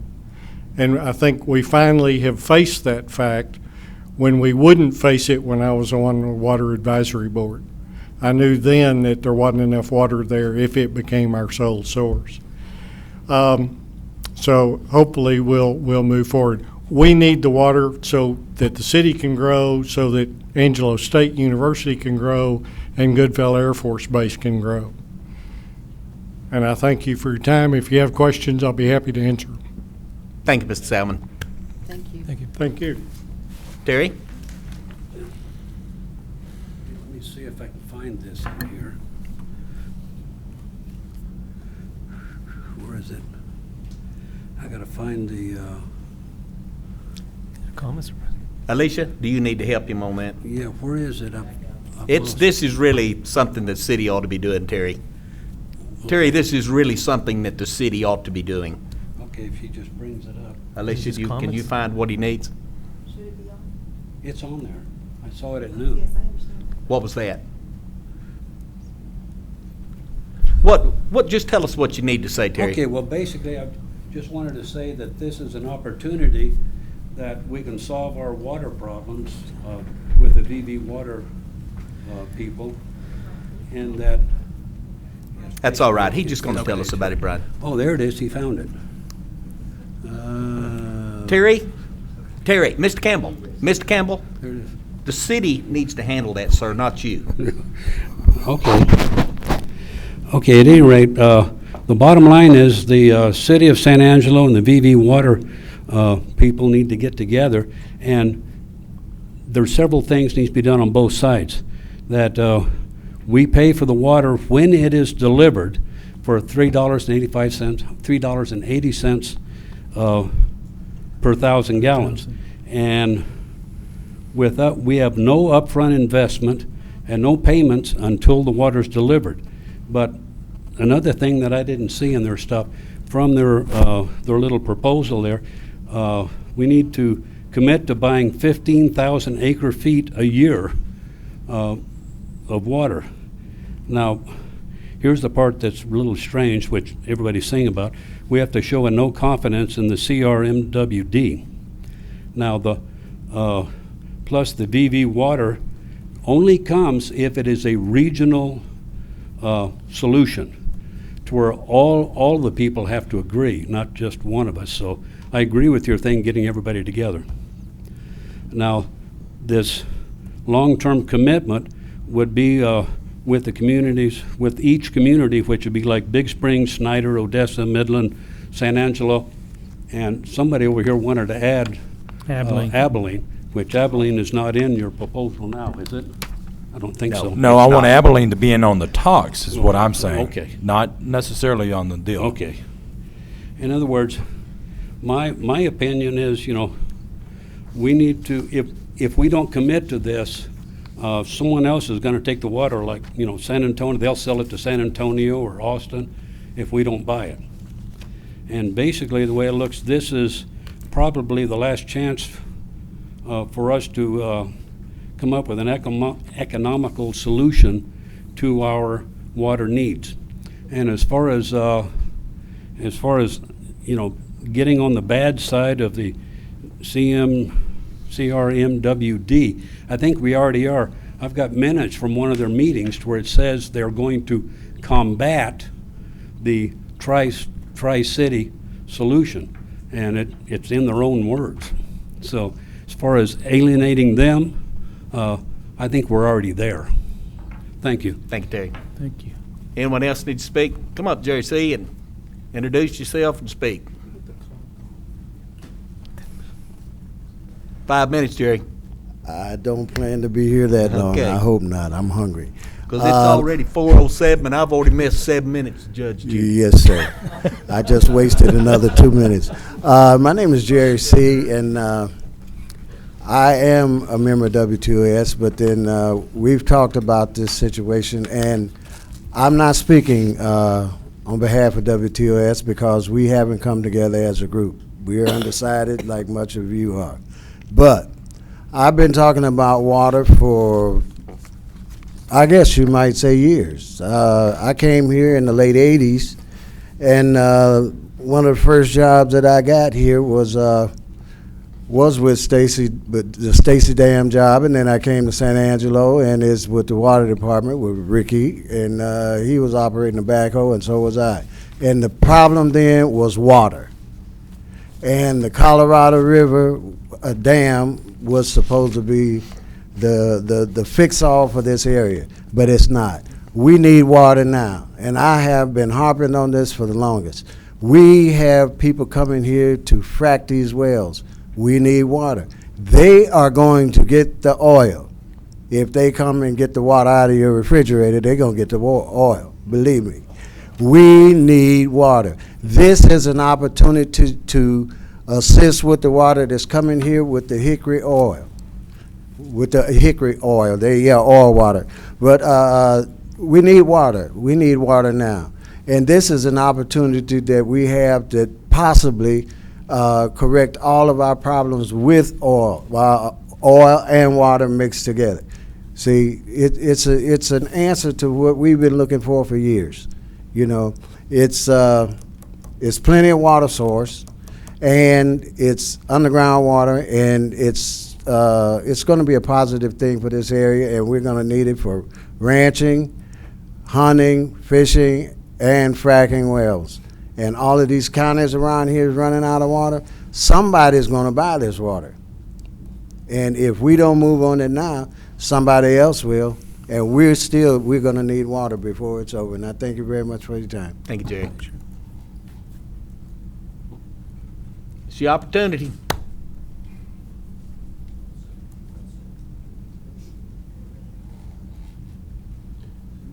My name's Tony Olson. I'd just like one comment. I think you're on the right track to visit with these sister cities, but please do it very quickly, and let's get this thing going. That's all. Thank you, Tony. Yes, sir.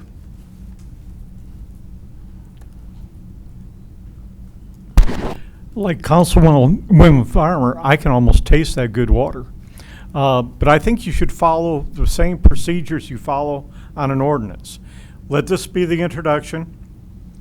Let Wink put out his due diligence so people can look at it, so the public can see what you're voting on. Just like an ordinance, we see it, later on you vote on it. I think that would be the smart way of doing it, not putting the cart before the horse, that has been said before. Let us see the agreement, let us see what's going on. Thank you. Thank you. Come on up, Sue. State your name for the record, please, ma'am. Sue Mims, WTOS member, but speaking as an individual. We've had the opportunity to meet with VV Water, and they have been most thorough and comprehensive about providing information that we have requested, and there's much really to respect and like about this proposal. I also share some of the same issues and concerns raised by our relationships with our sister cities in the water district. And a different dimension I would like to add to it as well. In terms of the sources of our water, I would like not only for those sources to be legal, but also to be moral and ethical. And in terms of the sources, we're considering to make sure that the people in the sources of the water are not unduly deprived themselves of water in order to sustain their individual lives and their business activity. Good point, Sue. Thank you. Anybody else want to speak to this?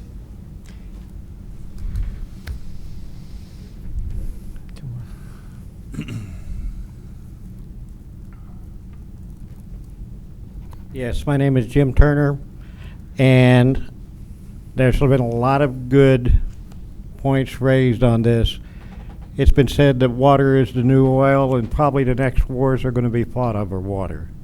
And looking at what we see around here, that's probably true. They may not necessarily be shooting wars, but there is going to be some very intense competition going on.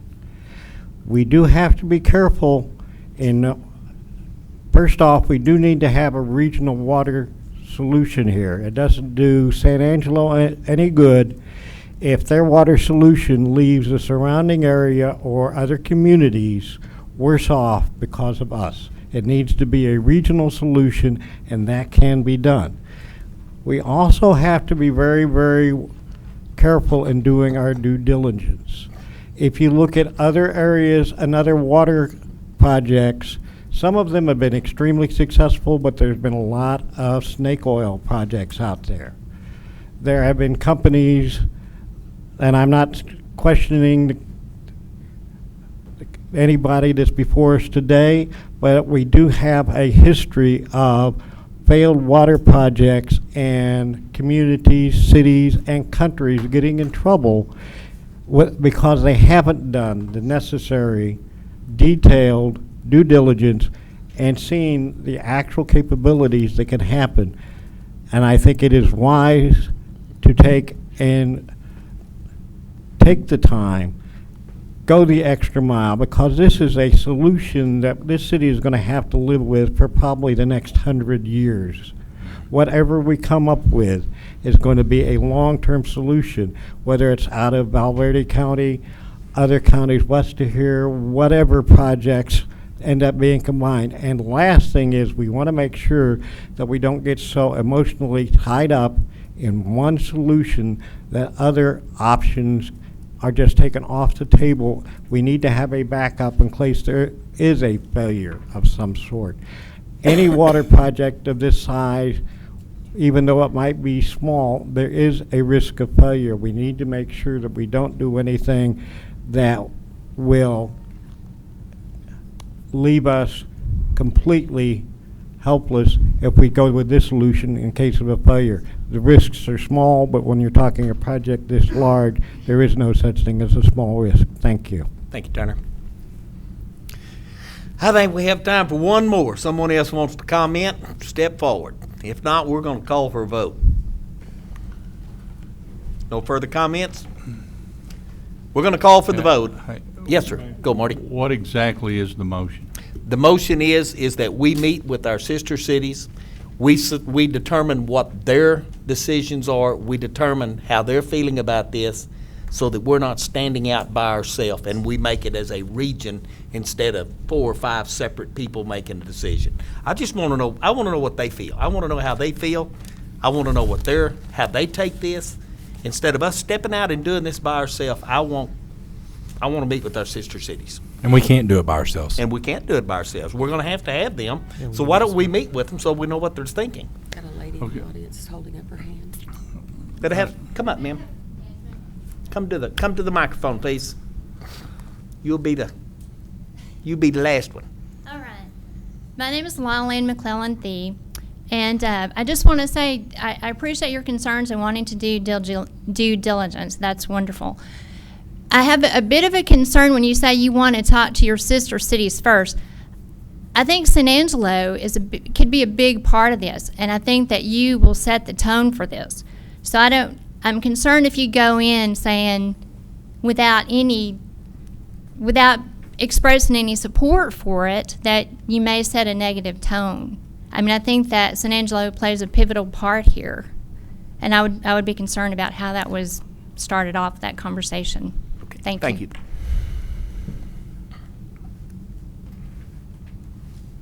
Call for the vote.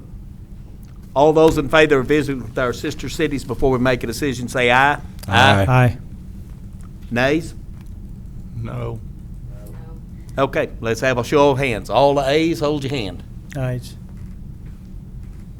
Okay, we've got 3, and all the no's, hold your hand. So we've got 4 that say we're going with PV Water Company. No, I'm not saying that. I'm just saying that I'm not necessarily wanting to wait until we meet with the sister cities. Are you in favor of signing this resolution? No, I'm not.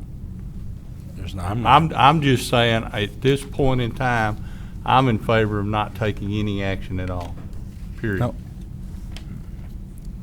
Well, I don't agree with that. We have to take action. We need to meet with somebody, and we need to get this done within the next month. Well, we can still meet. Yeah.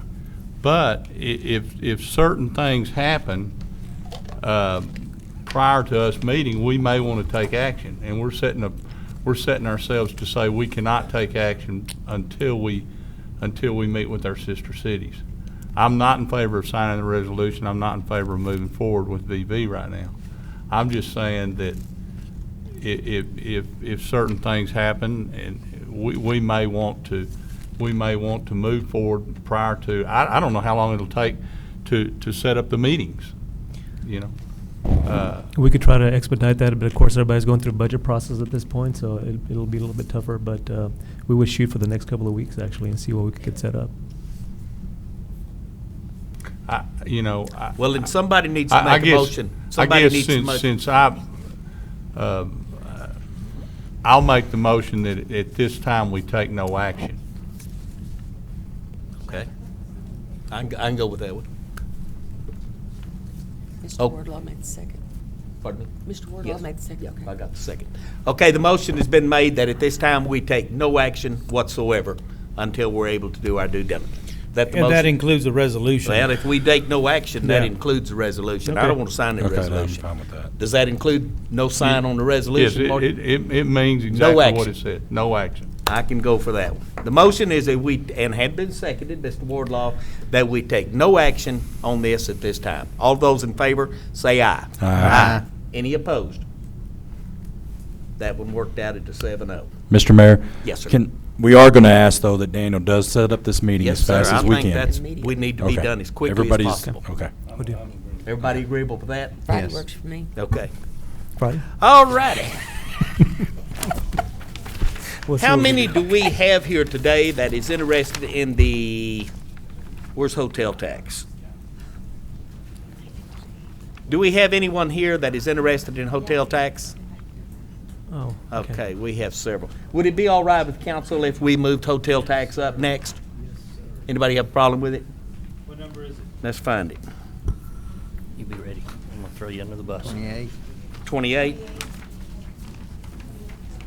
All right, let's move 28 to the forefront. This will be discussion and possible action regarding excess hotel occupancy tax receipts Tina Burrell or Michael Dane or Rick, whoever's going to handle this. Thank you, Mayor. In the interest of time, we were going to cover legal options, the legal boundaries associated with expending occupancy tax. In the interest of time, we've left it on so we can consider an issue or discuss briefly an issue that's come to our attention with regard to the Coliseum roof.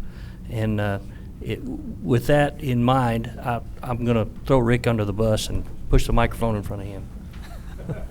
And I think it's the council's pleasure as to what you want to hear, but they can go into more detail. The one specific item that I would like y'all to consider today is we have been discussing the Coliseum roof. We had some damage to that roof. As you know, that roof on the building is very old.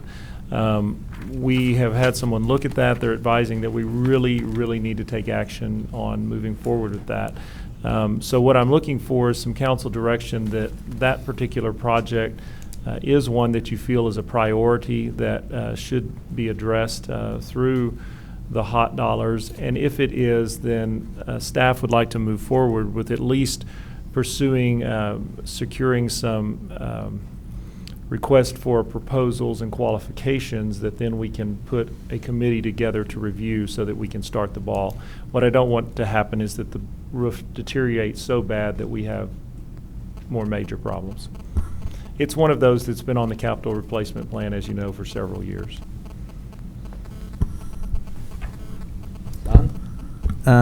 I had a concerned citizen who also happened to be a roofer that was looking at that thing, and what he explained to me is that the roof that's now on there has not only lost a large chunk, but it also has small holes throughout.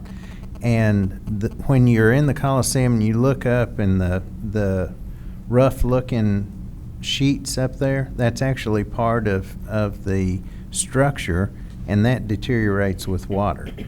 So, you know, it's one of those, you can pay me now, you can pay me later, you're going to pay me. I just think it would be a whole lot smarter for us to fix that thing now than it is to pay a whole lot more money later on. You want to make a motion then?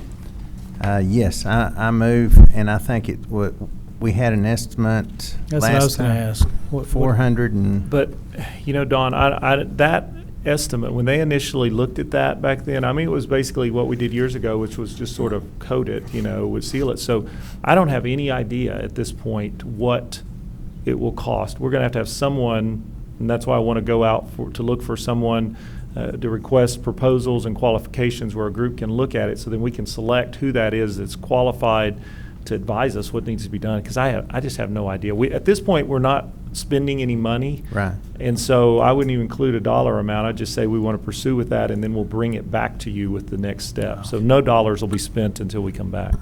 My motion would be then to move it up as a top priority for those dollars so that we can expedite that. We have a motion and a second that we expedite the roof on the Coliseum. Any other council members want to speak to this? Is that the total conversation on item 28? Is that it? Is that it? Mr. Silvas, we can continue with the full-blown discussion of what's legal and not, But- or we can push the rest of that to another day. That would be Whatever great. suits council. It would suit me fine. Yes. The mind can only absorb what the back end will endure. And I'm running out of absorption.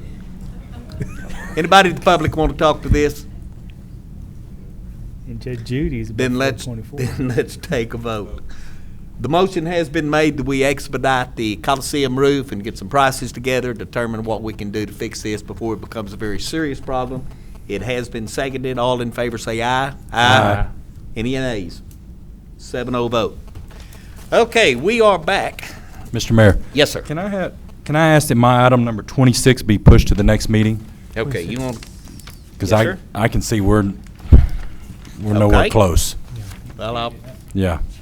then Is that I'll all right with probably everyone? push one of mine as well, because we still have an executive Right. session to go through. So Okay, we're item number back. 26 to the next meeting, please. Okay. We're back to item 16. Can this one be pushed? 16 on. You want to do it? It's a vision plan. We have a timeline. All the AJ? planning, I checked with the planners, and they said that all the planning items are are fitting into a prescribed timeline, and if we don't hear those today, we'll have to restart a calendar where we count days and provide notice, that kind of thing. Let's do it. Depending on You the wanna do it? priority for council, we can move ahead or we can push Y'all wanna those. work and- on it? You Let's wanna do it. 16? Let's do it. Okay, Push it out. 16. 10 minutes per item, Or 5. or 5 minutes. 16 is consideration of approving an amendment to Vision Plan component of San Angelo Comprehensive Plan update adopted in '09, specifically property starting approximately 800 foot west from the intersection of 306 and Bays in a northerly direction to FM 2105, easterly through the city landfill, encompassing properties annexed to the city limits of December 11 and city-owned properties north of US Highway 67 north and east of the current industrial park in the 403 northeast portion of San Angelo. Mr. Hines. Good afternoon, Council Are you going and to start Mr. the Mayor. clock on him, 5 minutes, or? I already got the clock running. Okay. All right, not a problem. This one I'll just give you a little bit of a history on. We had taken a look at this area back in May, different council at that time, of course. It was remanded back to the Planning Commission. There were a couple areas that were discussed to maybe be changed at that time. This is the current vision plan map at this time. Your options for this, you may approve, remand, deny, make changes you deem necessary, and then approve the request at that point. Staff does recommend approving the final map I'll show you, as the Planning Commission recommended that as well on the 15th. This is just a little bit about our process, but I'll skip through that in the interest of time. This area was annexed in December of 2011. Staff will go ahead and take a look at doing an analysis of the region to be a little more proactive instead of reactive. This is the map that was remanded back to the Planning Commission. There was some discussion on the May meeting on the 14th about this property here across from the landfill, as well as the property here along the frontage, which is also subject to a zone change later on in this meeting. That being said, this is what the proposal would be. The only change being from the last council meeting where this was discussed was the industrial changing to industrial from commercial for this particular area. In the interest of time, if there's any questions you have of me, I'll be happy to address I those. like it. Motion to approve. Second. I do. We did go over this. Yes, and we it's did. been Yes, we it's did. been We really probably did. 5 or 6 months ago, and of course it was a previous council. But we pretty well tore this thing apart. Yep. We dissected it and we talked about it. I think you were And right this on the money. is what everyone at the council at that time agreed to. So that doesn't mean that's what everybody at the council today will agree to. But we do have a motion and we do have a second to accept it as presented. Marty? I have one quick question. The people that are living out there now, there's no changes to them whatsoever unless they sell their property or?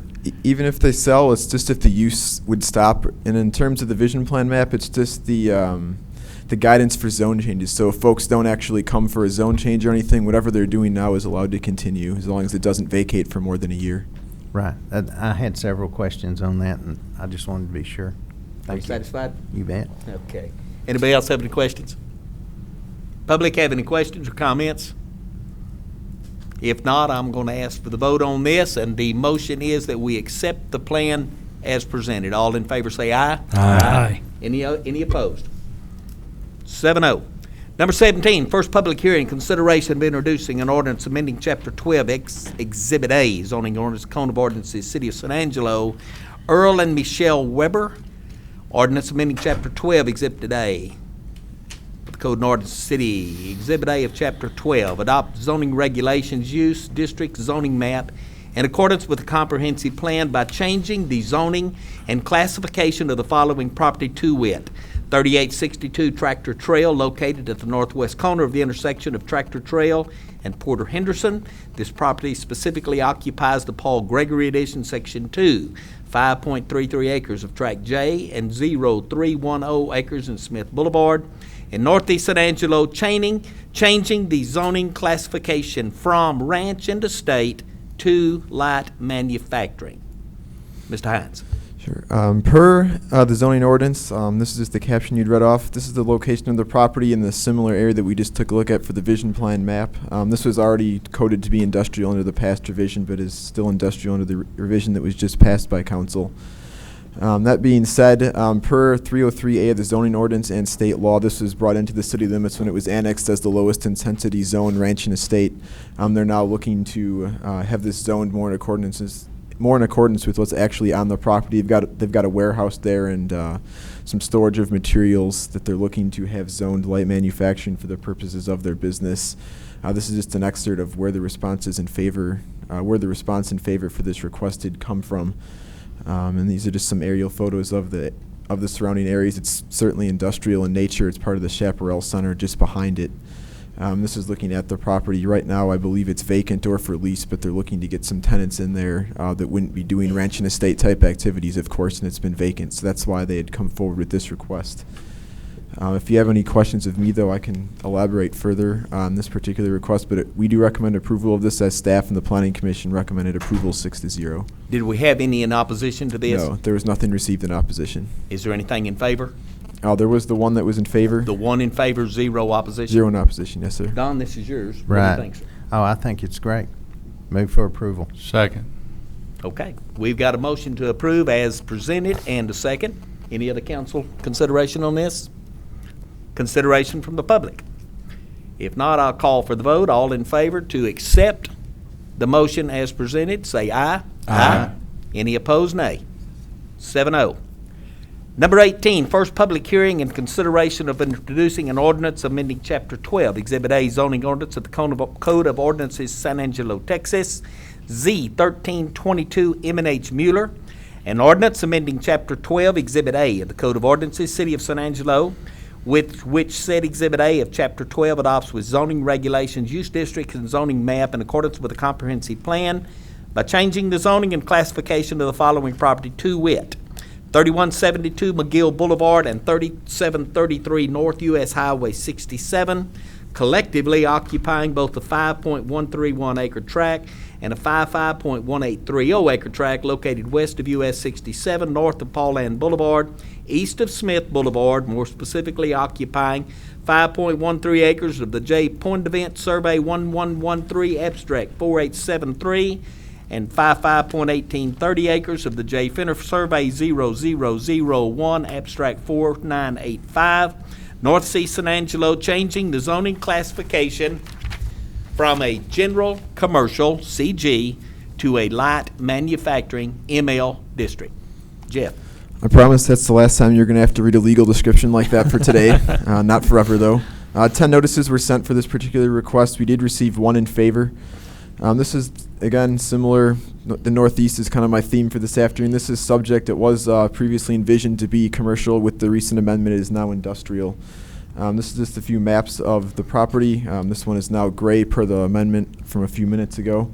This is a notification of where the response that was in favor to this request had come from. Again, similar photos. This is the John Deere implement that was out there looking across at the vacant property and then looking south from this property towards Howard College. Mr. Mueller did approach staff to go ahead and rezone this property to light manufacturing from general commercial and able to make it more marketable to sell. General retailing wasn't going to be an option for him out there any longer. Staff and the Planning Commission did recommend approval of this at the July meeting by unanimous vote as well. And if there's any questions, I'll be happy to address those. Jeff's picking on me today. Looks good. Like I said, out there with what's going on, it's going to fit right in. Move for approval. Second. Got a motion to approve and a second as presented. Any further consideration from council or the public? If not, I'm going to call for the vote. Motion to approve. All in favor say aye. Aye. Any opposed, nay. 7-0 is the vote. Next, we have number 19, consideration of authorizing a request for temporary placement of a mobile home not to exceed 1 year during construction of a permanent home in the same 2-acre site, 4609 Armstrong, located approximately 170 feet south of the intersection of Armstrong Street and East 47th Street, more specifically occupying the Kerrigan Addition Tract 2, being 2 acres in northern San Angelo. A.J. Fopper. We'll try to keep us moving. This is a procedure that's a little different from the other zoning procedures that you're hearing today. This is a provision in our general city code, not the actual zoning ordinance, that allows for the city council to grant a permit for 1 year's time The intent behind the ordinance is to allow someone to temporarily reside in an alternate structure while building a home on the property. In the past, we've had a lot of discussions about these, and based on the direction that a moratorium takes, we might need to also re-examine this ordinance. We are required to do notifications in this instance. We did send out 9 notifications. We received 1 in favor, 2 in opposition. This property is just near the north boundary of the city. That's the red line that you see here. Off to the west here, you would see North Bryant Boulevard. Just off of the map here would be Lakeview High School, to give you a reference point. Here's a closer look at that lot. Again, it's a pretty sizable lot. It's around 2 acres in size. And you can see from the aerial photograph, it's in a fairly sparsely populated area, although I will mention there is an established neighborhood just off of this map to the south that you might want to keep in mind. I did mention that there were 2 opposition notifications that were sent in. One actually came in yesterday, so that one will not be in your background packet, but I do have it on the slide here for you to read. Basically, the summary is the opposition was, number one, that they could request for an additional extension at some point in time, which is a fact, and also they were concerned that if someone saw this type of temporary structure in this area, they would think it would be okay to do that on their own properties. So again, those letters of opposition are property owner number 1 immediately to the south of the subject property and just south of the person that wrote in favor, and then the other person, property owner number 9, directly south of the subject property. Just a couple of photographs. This is looking north along Armstrong Street, so your property will be off to the right. Looking south, and then looking directly at the subject property, again, you can see it's currently vacant. And with this request, you can approve it, modify this by adding conditions to it, or deny it altogether. The the city code, as outlined for temporary mobile home installation, doesn't really give you any criteria, so it's simply a subjective decision for you as the council to make. The existing zoning is RS1, so you wouldn't see more than 1 single-family home per lot. And again, that is predominant to the north and south of this particular area. The underlying zoning, of course, would not allow placement of either a mobile home or any sort of recreational vehicle, which is the reason for this request. And this city code dates back to 1959. There is the opportunity, as the person in opposition was concerned about, to ask for an additional extension. That request would have to come back to you as the council after that period expires, again, a 1-year term. With that, I'll be happy to answer any questions that you might have. We've dealt with these in the past, and I think they've all worked out pretty well. I know we've got one on West 48th right now, and I think we gave that 6 or 7 months. He's almost got his house built. It was a year in July. Okay, well, he's just about got his house built, so the mobile home may be We've tried to gone. watch it pretty carefully because And I I know know there were you- some concerns You've got a about ticker on enforcement. that, I know, and you'll have a ticker on this one, won't you? Yes. Because we need to be very, very careful. Marty, this is in your area. Make a motion, defend it, please. What about sewer?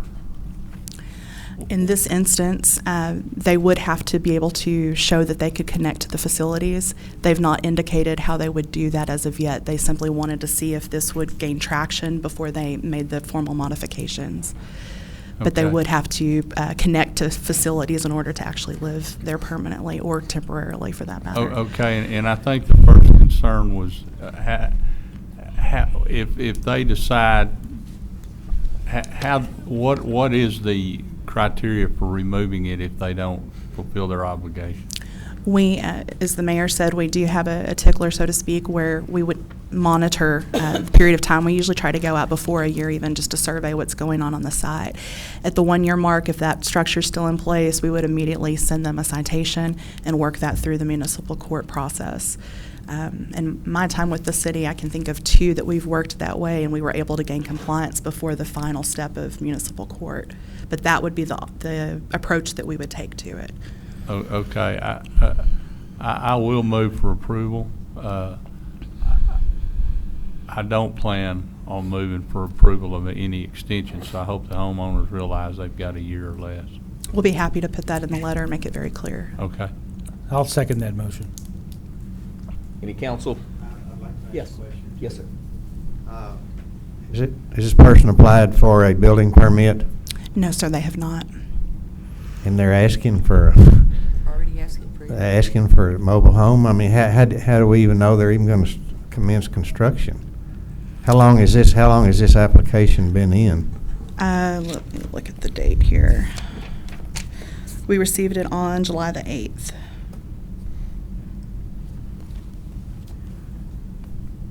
Well, and as I read their request, they were wanting to live on the property until their home was completed. Isn't that right? That is their intention, although we've made them aware that the 1 year is what they get, regardless of where they are with their construction. Yeah, but these are not made contingent upon them actually commencing construction, are they? You're correct. Yeah. I got it. That's all I need to know. Don? Do they have sewer out there? There is the ability for sewer. Okay, there's a sewer line that runs There is a out. line. Okay. There's just no tap at this time, which would be in the right-of-way here. Okay. AJ, how big is that lot? 2 acres. 2 acres. It's 2 acres. The problem I have with this is that you had 2 people that were adjoining that property that opposed this. So I definitely am not going to be for it if that's happening. I believe that we could start seeing a lot more of these people, because I could see someone coming in here that wants a temporary housing. There is no temporary housing. They throw a trailer on that lot. They live there for a year. They're gone. They could end up even paying this. Is this person even here? Is this person here? I don't believe so. If it was pretty important to me, I think I'd be here. I would like to hear from this person. I'd like to hear their plans and see what they're. That's just me. We would also suggest revisiting this ordinance. I think there can be some. But I could see in the future that this could be a problem where people could ask for this. There's a lot of empty lots on the north side of town. Somebody can throw. I mean, it would be a lot cheaper for them to go buy a $5,000 trailer, $10,000 trailer, put it on there for 1 year. What's that? For a loophole in the system? Yeah, I mean, it is a loophole in the system. Got a good point, Rodney. Good point. It sets a bad precedent, is what Yes, you're it does. saying. I don't like starting these, and especially since 2 people that live right next to them don't want it. If I lived right next to it and I didn't want it, I would hope that the city would stop it. Very good. Any other? Don? Can I make a suggestion? When that person comes in, has plans, maybe submits the blueprint, we give him another shot at it at that time, and they can come and tell us what they want to do. Possibly. I mean, I'll look at anything, but I just don't like putting the trailers there. I mean, Any more building a house, sometimes it can take 9, 10, 12 months to even get a set of blueprints. easily. And there's his year. So if they come to you ready to build, that's a whole different scenario if they've got their permit already pulled, plumbers, contractors lined up, and the set of plans. And in this case, they don't. Marty, you want to pull your motion and give them a chance to come back with all the information, or do you want to take a vote on it? No, sure, I'll pull it. You want to pull your second, John? I'm gonna stick with my second. No, I'm just kidding. I'm just kidding. Let's pull this thing and let him bring it back, AJ, and I think. But I do have I'm a sorry. question. Are you sure about the sewer line on Armstrong? Are you talking about Armstrong or 47th? 47th Street. 47th, okay, because I know there's not one on Armstrong. I'm sorry if I was Okay. misleading. I didn't intend to be. Okay. Let's pull this, tell him to Okay. bring everything, and that's, as Charlotte said, bring back all his information, and he can reapply since we didn't take a vote on this. We'll do that. Okay. Tell them they need to come in person. And that would be a good idea. Number 20 is mine, and in sake of time, I'm going to pull it, put number 20 on next. Agenda? Okay, we've done 21, we've done 22, we've got text dot. Mr. Silvas, you want to do 23? What time is it? 4:44. You want to do it? You want to pull it, buddy? Would I hurt your feelings if we put it off? Mr. Shane? It's not gonna hurt mine, so. However, John's already here. You know what, let's go ahead and do it. Yeah, I didn't realize. I didn't realize John was here. Come on up, let's do it. He's just been here all day.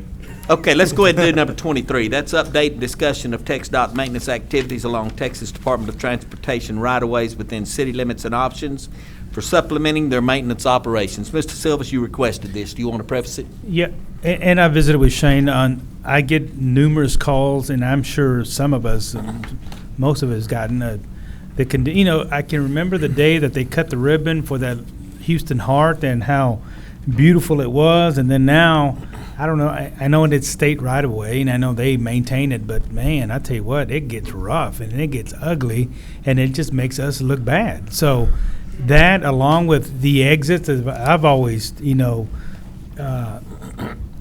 really griped about, because of how they look horrible. They need being swept. They need, I've even offered some of the nonprofits out there to come on board and help us do that. But then the safety issue came up, where traffic out there at Bryant and 6th or 5th Street, and so all these little roadblocks. But having said all that, if we can somehow, show the state or Drew Darby or somebody that we're interested in getting this thing cleaned up, I believe the mowing part of it has gone down. It went from 4 to 3 to maybe now twice a year. So that's concerning to me, and I'm sure to a lot of other folks. So. Yes, sir. We did. We had a good meeting with the TxDOT officials a week and a half ago or so now, and I learned a little bit about their program and what they're doing. Of course, we've known their right of ways for a long time, and what their responsibilities are as far as their right of ways. But what they right now on their roadways, and you can just see right here on a map. This is all of TxDOT's within the city limits, and then of course this does go outside the city limits to some a little bit as well too. But you can see what the which rights of ways within town that they're responsible for. And we go back up, and we can, right now, they actually have contracts where they go out and they contract the sweeping of all their rights of ways in the streets. They contract the mowing, and they contract the litter control, and then they do herbicide applications in town, and then they do have, with their own staff, they do the herbicide applications on an as-needed basis or as they can basis. And also, they also have their own crews that do hand sweeping of certain, BART is the wrong term, but drainage ways and stormwater structures that they actually go out and hand clean themselves with their own staff. In your background, we did kind of include some of the costs that they are incurring within their contracts, their contracted services. Mowing, they do 3. They have a contract for 3 full services per year of their right-of-way mowing. And of course, one thing that TxDOT, stated up front, that their funds are set up so they can mow for safety issues, not aesthetic issues. So that, that's their main function and main focus, and that's what their funding is allowed for, or safety issues, not aesthetic issues. Sweeping, based on their MS4 permit with the TCEQ, they have it in their plans to do street sweeping once a month. So they do actually sweep their streets or their highways once a month within the city limits. And then the litter control, they have a contract. I believe it's through the TIBH. Is that correct? Yeah, Concho Resources, and they use them for their litter control, and they have it divided up. And Donald and the TxDOT guys can go into more detail about what they do and how they do it, but they have it divided up into 5 different areas around town that they go along, and they will pick up in their rights of way the trash as they can get to it. It's just, there's a lot of right of way and one crew that picks up trash, so it takes a while to get around. Mr. Silvas, you did request some pictures, and you kind of specified to me some areas that you were looking at. Here is Chadburn and 5th, looking north, a little bit of tall weeds and some trash that's collected there. This is Oaks and 6th, kind of facing back towards the west, and some trash that's collected there. And then this is the off-ramp coming into US 87 from 67. So, and those are some of the areas that you specifically mentioned as far as wanting, pictures to show that what accumulates between cycle times that TxDOT has. And like I said, it's part of their, like I said, it's cyclical. It's like we do. They of course, being contracted, they try to get their contractors in as timely as they can based on rainfall and weed growth and weed height. But again, it's not always perfect in their timing, and it's kind of like us. Everything will look pretty good because it's dry and it hasn't rained and we're drought out and all the weeds are low, and then all of a sudden we get 3 inches of rain and I can't keep up. So I'm sure they fight the same battles like we do. So with that, if you have questions, if anybody has questions, I'm here. TxDOT officials are here to answer any questions. We did, I believe they did look into, and they can expand on this, but I believe they did look into an adoptive highway type program for maybe the loop and what their restrictions would be. So with that, I'll turn it over and let them kind of go through some of the options as they may come have. up. I just want to say, hey, it's certainly not me, even though I am an advocate of, making this town an all-American city like it was once supposed to be. But really, when I get comments from taxpayers that say, hey, I thought the state had a surplus of funds out there. So I don't know that. That's why these guys are here. And maybe they've got a different idea. But again, the aesthetics, the look, just the ugliness of it all is what people see right away, So I'm just the messenger, Mr. TxDOT people out there. So, I'm just bringing it to you. So. No, as I say, Mr. Silvis and Mayor and members of the council, that's a good place to start the conversation. You mentioned the budget pressures. First of all, I'm John DeWitt. I'm with TxDOT here in San Angelo, the San Angelo District, and we have 15 counties out here, San Angelo being the urban center. With me, I never go anywhere alone, is Tom Johnston, our maintenance engineer for the district, and Donald Peterson, who I think most of you know, who's our area engineer, manages our maintenance and construction activities in Tom Green County and 4 other counties on the northern tier of our district. But Shane mentioned, I believe our budget numbers, or flashed them up there for you. In total, we spend about $390,000 a year, or at least we did this fiscal year, on contracted litter, pickup, mowing, and sweeping within the urban area. And just to give you a feel for what that represents in our budget, that's 4% of our overall contracted maintenance budget for our 15 counties for this year. And that's, there's more and more pressure as our budget declines and our traffic increases to spend a higher and higher percentage of what we do have on roadway maintenance and repair, road bed maintenance and repair, not roadside. You're correct. Our mowing cycles have gone down historically over the past few years, over a number of years. It depends on where you want to start counting. We were discussing in the back, we recall not too distant past, roughly 10 years ago or so, we had 3 to 4 mowing cycles a year in the urban area. Now we actually budget for 2 and we have a contingency for a 3rd, and we start our 3rd in the urban area tomorrow. So some of this will look better as a result of that. Also, as Shane related to you, our focus and efforts are placed on, in terms of mowing, are placed on maintaining the safety of the transportation system, not necessarily the aesthetics. We just don't have the funding level to, have a putting green type appearance like, honestly, maybe we used to. Of course, it used to rain more than it did also. But it is a balancing act for us. I think litter pickup, sweeping was touched on, and I'd be happy to answer any more detailed questions you might have. One of the things I do want to pick up on that Shane said, yes, we did, as a result of our conversation with the city manager and other city staff a couple weeks ago, go home and research the opportunity to allow it and adopt a highway type approach to litter pickup on Loop 306 and the Houston Hart facility, our controlled access facilities in town, and found that, and it was news to us, that yes, it is allowed.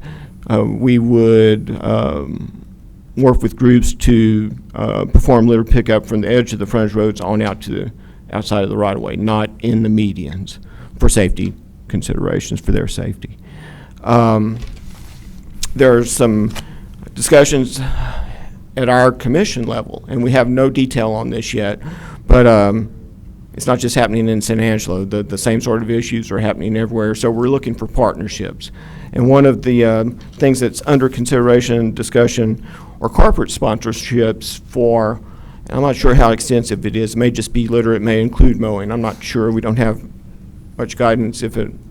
We have no guidance on this yet, just conversation. There's that sort of discussion going on at the statewide level also that might be something we could tap into as time goes on also.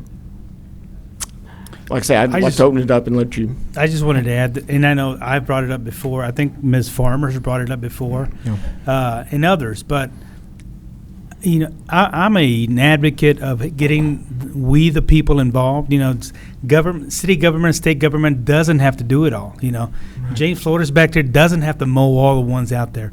I think we need to reach out to folks, and it's good to know that the state is maybe doing that. But you know, I think we need to get up off our and go and do our part. You know, and not just rely on TxDOT or the city to do everything. I think there's some of us can contribute. So partnerships are great. I like that idea. But you know what? It's been going on, and I brought it up numerous times to finally get you folks up here to the podium to even be talking about it. Having this conversation is a start, I believe, and we can go forward from there. Well, we appreciate the opportunity, and I'd like to suggest that we stay in contact with city staff and continue the conversation.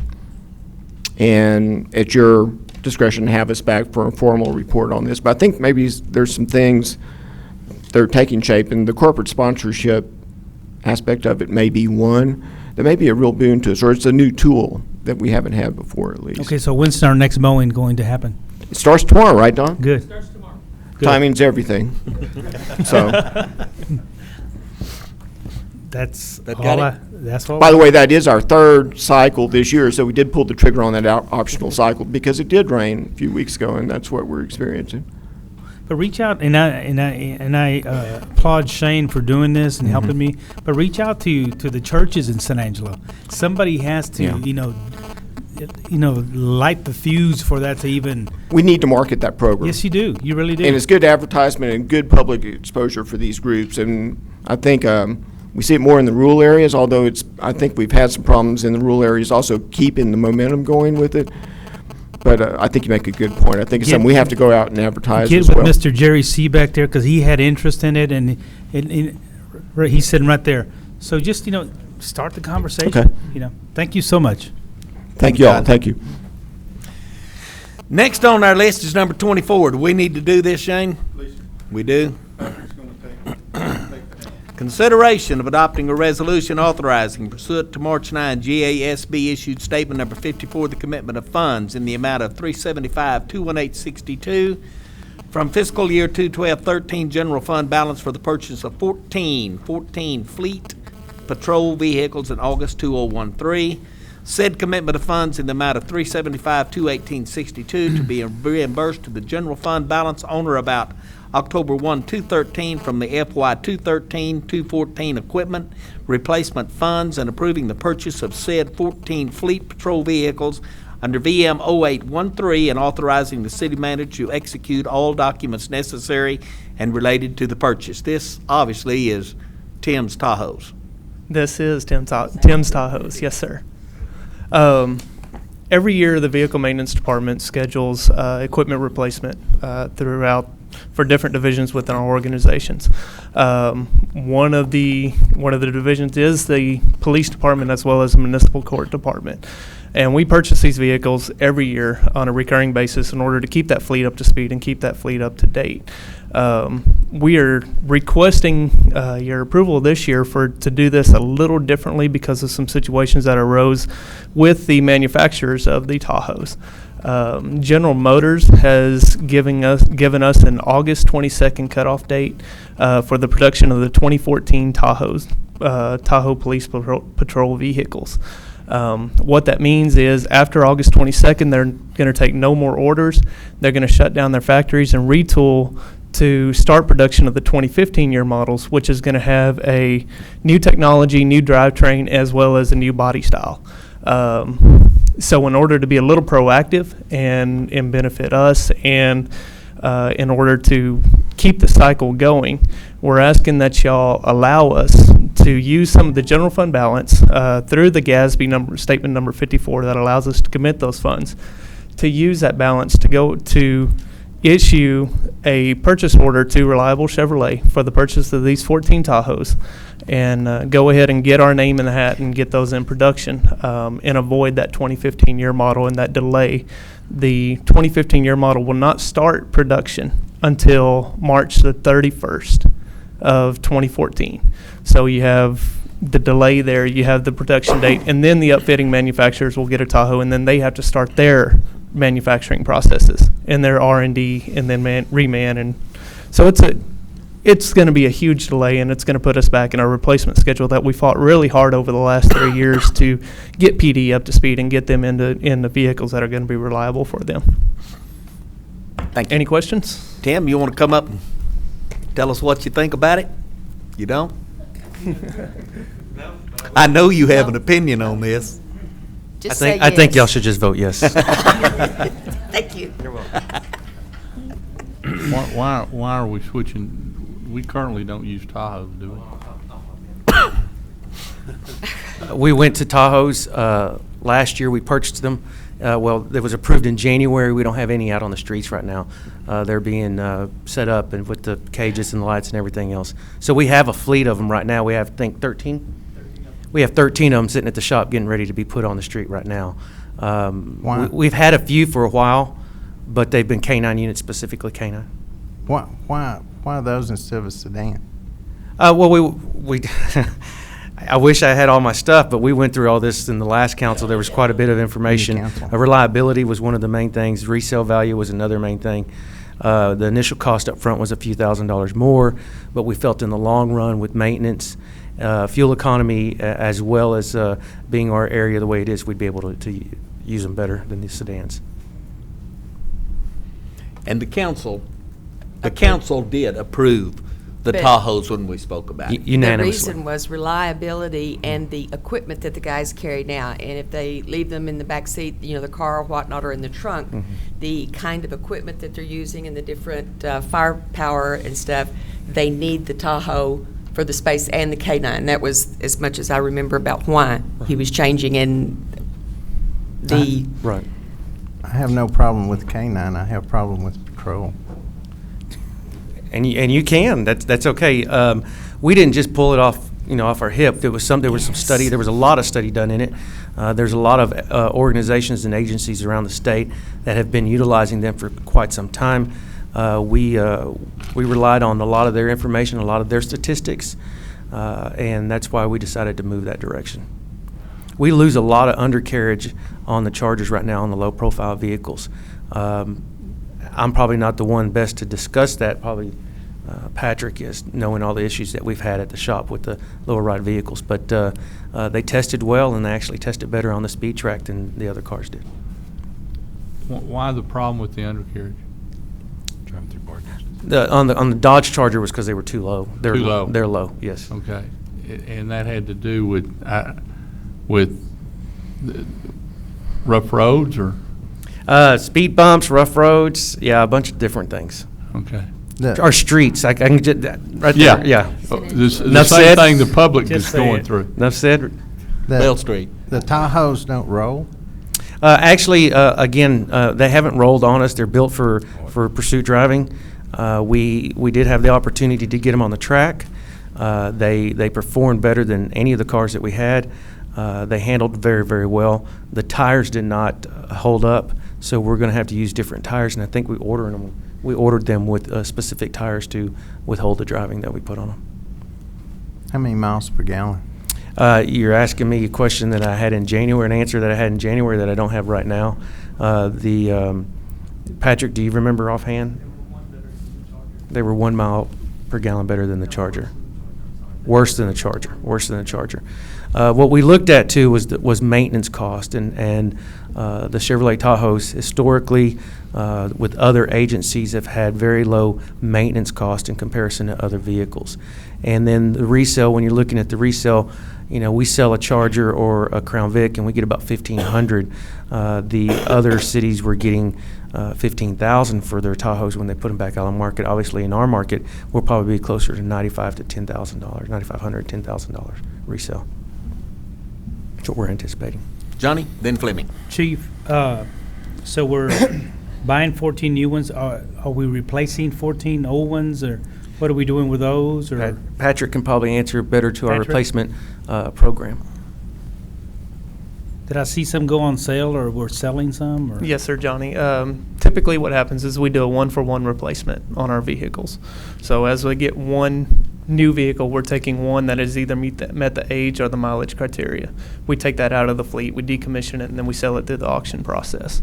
So yes, we call it fleet creep in our world, but we don't allow fleet creep. We don't try to expand our fleet. Not yet. Unconsciously, yeah. Chief has more on that. But yes, a one patrol car will come out as one Tahoe comes in. So Rodney? Who are we buying these from? Reliable Chevrolet. Who is that? They are out of Richardson, Texas. They are actually, we haven't used this vendor before. Last year we bought them from Caldwell Chevrolet, and we price compared Caldwell Chevrolet to this vendor this year, and Caldwell Chevrolet was actually about $800 a vehicle more than what we're getting them at this point. So The local guys didn't want to. The local vendors have not. Whenever we have solicited, they Dodge, Chargers, Chevy will not. Okay. Hasn't submitted a bid or a quote. Okay. Jim Bass, they don't carry. Charlotte? Bass Group did submit a bid, but they don't carry the Tahoes. They wanted you to go with, Exploder. yeah, Exploder. Exploder. Yes. Do we turn them Explorer, over? I'm sorry. Let me rephrase that. Explorer. Do we turn them over a certain year? We try to replace them at about 95,000 miles. We expect the Tahoes, depending, and we're going to watch it, but we expect the Tahoes we can run maybe a little longer. When we've talked to our auctioneer, and we kind of use his guide because he's very knowledgeable in this area, he said if you can turn the Tahoes over, stay at that 100 to the 110 mark, you're going to see a very high return on your based on his experience. So we're probably going to stay within that standpoint about the 95 to 110,000 mile mark. Anybody else? Need a I motion? apologize to John Bass for saying that. I didn't mean to. It was a slip, John. Any other comment from council? We have any comment from the public on this? I'm looking for a motion. I'll make a motion to approve item number 24. That's it. Adopt the resolution pursuant to all as presented, yes. Does anybody want to second that? I'll second. So Okay. just had you made the motion. Let's call for the vote. All in favor of buying Tahoes, accepting the resolution as presented, say aye. Aye. Did you ask Any for the vote? opposed? No. Okay, let's have a show of hands. All for? It's 1-2. That's Rodney, Silvas, myself, and Charlotte for. Let's see the nays. We got Wardlaw, Vardaman, and Self, no. So it's 4-3 passed. All righty. I guess we need to do 27, or you want to move it? We got 27. We especially need to discuss the, Mayor, we especially need to make sure that we get the item B taken care of today.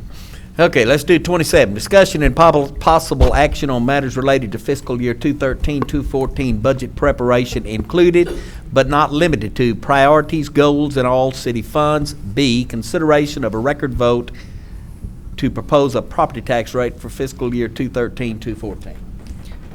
Can we get clarity? Yes, ma'am. Daniel, I'm sorry, go ahead. I have a question, and it's just supposed to be my day to be very argumentative, but I just see it as a waste of time when council has not had a single workshop to look at the budget and go over. How can I recommend whether we go down on the tax, stay where we are, go up, without going and in the workshops, one meeting with staff, just me, and no other council input? I'm just not ready to talk about it. We do have items that were discussed with the council members individually that we can share with you at this point. We did discuss with you individually also on this budget that as far as what we presented to you was based on a flat budget as far as the tax rate itself.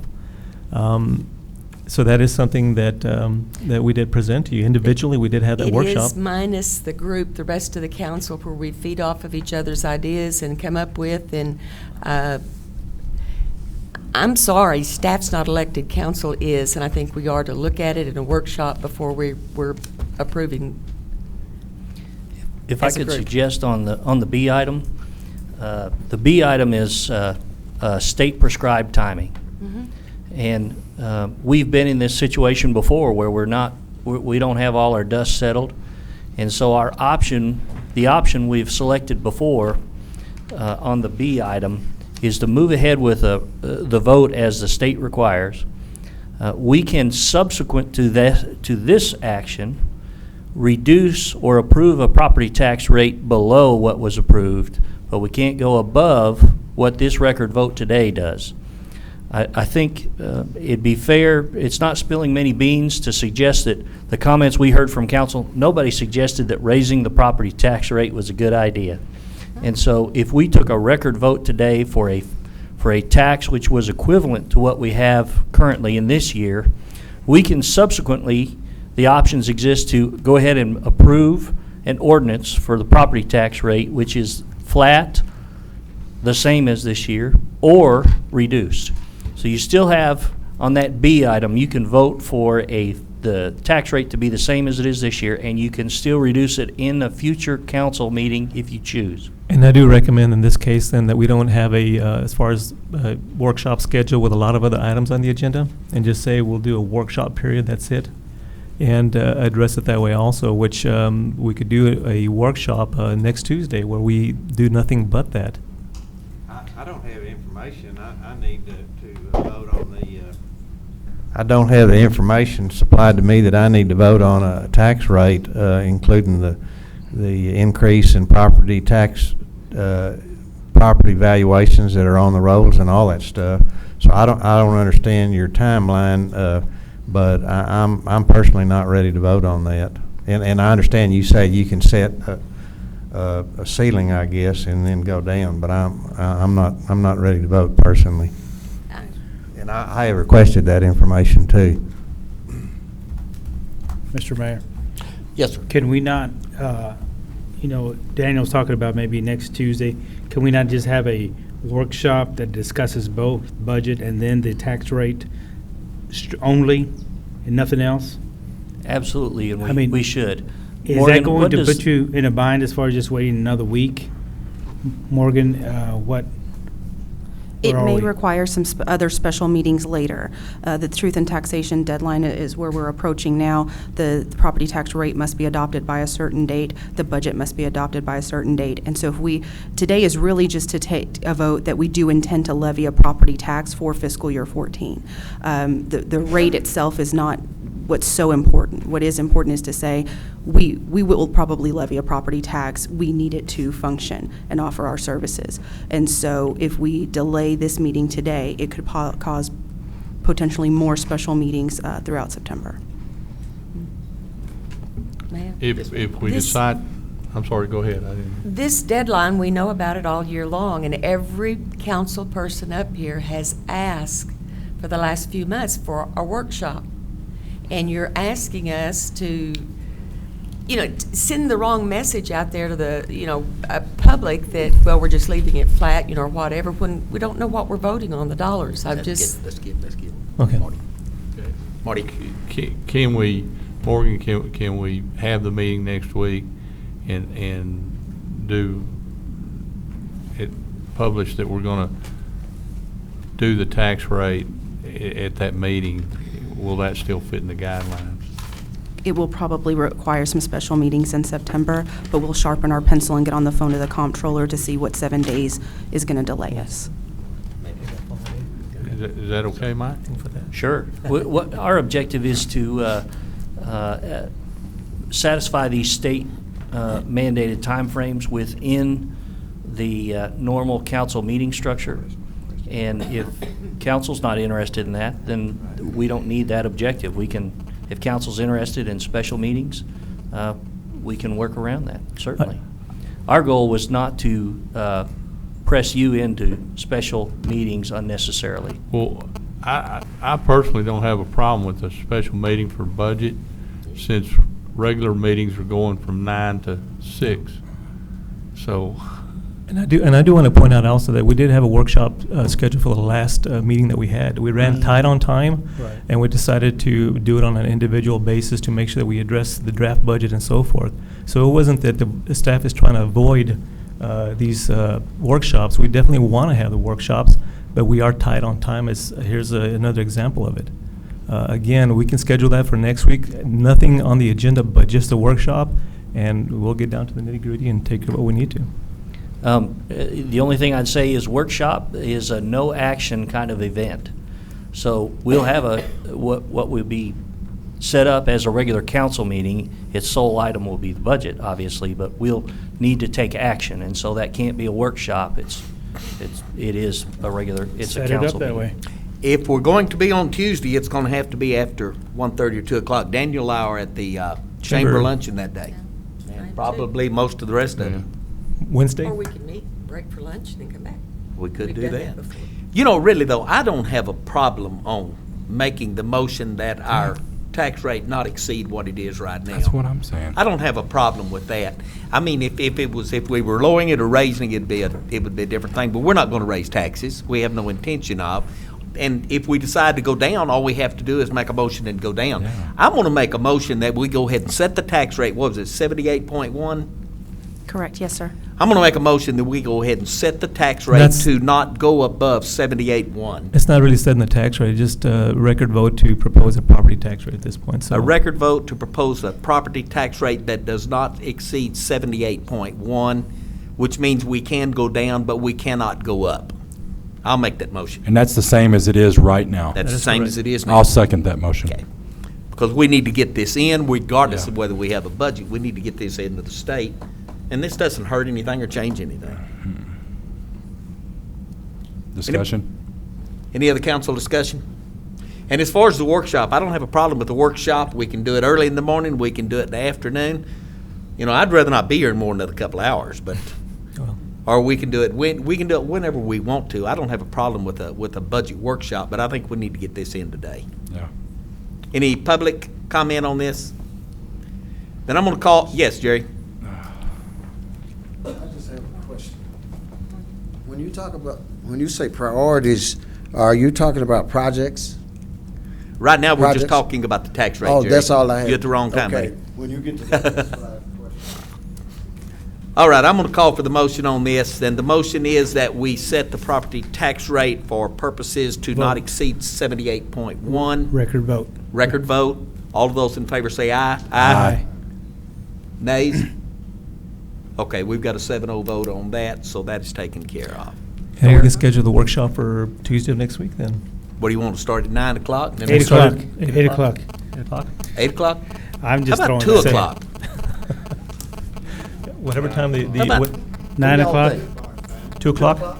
2 o'clock? 2 o'clock? 9 o'clock. 9 Huh? o'clock. Who said 9? Morgan said 9. Oh, Morgan said 9? Yeah. We got to listen to her. It's up to the council. I'm okay with 9. Okay, I'm saying 2 o'clock. Who's with me on 2 o'clock? I'm good with 2. Okay, that's 4 votes. 2 o'clock next Tuesday, we're gonna have a budget meeting. Mayor, Yes, we, sir. we don't need to, I'm going to submit to my fellow staff members' override. I don't think we need to cover item A, except I think we have a member in the room, a member of the public in the room who'd like to make a comment about what he sees as a priority. Okay, where are we? Priorities, Mr. goals? That would be Mr. C, I Yes, sir. expect. Okay, do we wanna go ahead and do A? Sure. Okay, let's Just that do A. one. Go ahead, Morgan. Well, just, that one. I'm proposing just to give Mr. C an opportunity to tell us what he thinks is a priority, not because I think Morgan needs to run through her presentation. Why don't you come up and tell us what you want, Jerry, and we'll take it up in our workshop budget next week, because we're not in a hurry on this one, are we? No, but I Okay. wanted, Mr. C's been waiting to make comment. I just wanted to know, what priorities, are you meaning, different, jobs or different things that you're gonna do? Capital improvements. Mr. C, we had a meeting with council members, of course, back in, I brought her here. back in February, as far as to establish strategic priorities and priorities as far as the capital. We also had meetings individually with the council members this past week to determine their priorities too. So we're, again, just taking a look at what we have seen from council previous and this current council as far as those priorities. We also have met with staff, which is what we'll also share with the city council at our workshop. But at this point, if you'd like to share something you feel should be a priority, we'd love to hear from you. Yes, sir. I was thinking about the 19th Street project. Okay. At one time, that was on the board, and I know that 19th Street, there's no easement. The city had no easement, so we put a lot of work into that. We walked and talked to the people that own property along 19th Street, and they donated their land for the sidewalks for 19th Street. And like I've been out of the loop for a couple of years now, and I wanted to know, it fell off the board or was taken off the board or whatever. And I'd like to see that come back, because there was a lot of citizens involved. They gave up their land for this, and I'd like to see that this be considered again. And I'd like to see it taken all the way and see what we can do with that. It is a priority, and it's one of the most dangerous streets on that side of town. You know, in fact, there's been several different accidents there, and I consider it a priority. And if you don't mind, I would like to, before you make a decision on priorities, would you give us a week or so till we go and revisit that street and look at it again, please? I would like to do that with you this week, actually, as we discussed. You know, I'd definitely like to be able to go out there with you and also with Shane, and that way you can kind of show us some of those concerns and make sure that we're all on the same page. Thank you, sir. That's exactly what I was talking about. I appreciate that. Thank you very much for your time. This, Mr. C brought this to our attention a couple of months ago before the council changed over, and we got direction then to, let's see where we're at on this. And Clinton Bailey had spent some time working on this, and the right-of-way, the easements are kind of a tough nut to crack at this point. Mr. Wolf, our interim city engineer, has picked this up, has taken some photos and working on a brief memo to kind of give us the lay of the land. And I think it'd be great for him to go along with you, Daniel, that'd be great. and give examples of where the project would move smoothly and where there would be hurdles to overcome. We'll get that meeting scheduled. Thank you. Okay, Jerry? Yes, sir. Appreciate it. Thank you very much. Okay, we'll discuss that then in our budget next Yes, sir. week. Yes, sir. Okay, we've got number 29. That's first We public. Can we move that one? We can move that one Good out. deal. 29 is dead. We've already done 30. Okay, we're at 33. This is consideration of approving various board nominations by council and designated council members, and I do think we ought to do this. Yes. Okay. Excuse me, Mr. Morrison. I did confirm that residency requirement, and we're good to go. On the construction board for Mr. Julian, I did confirm that residency requirement, and we're good to go. Okay, thank you.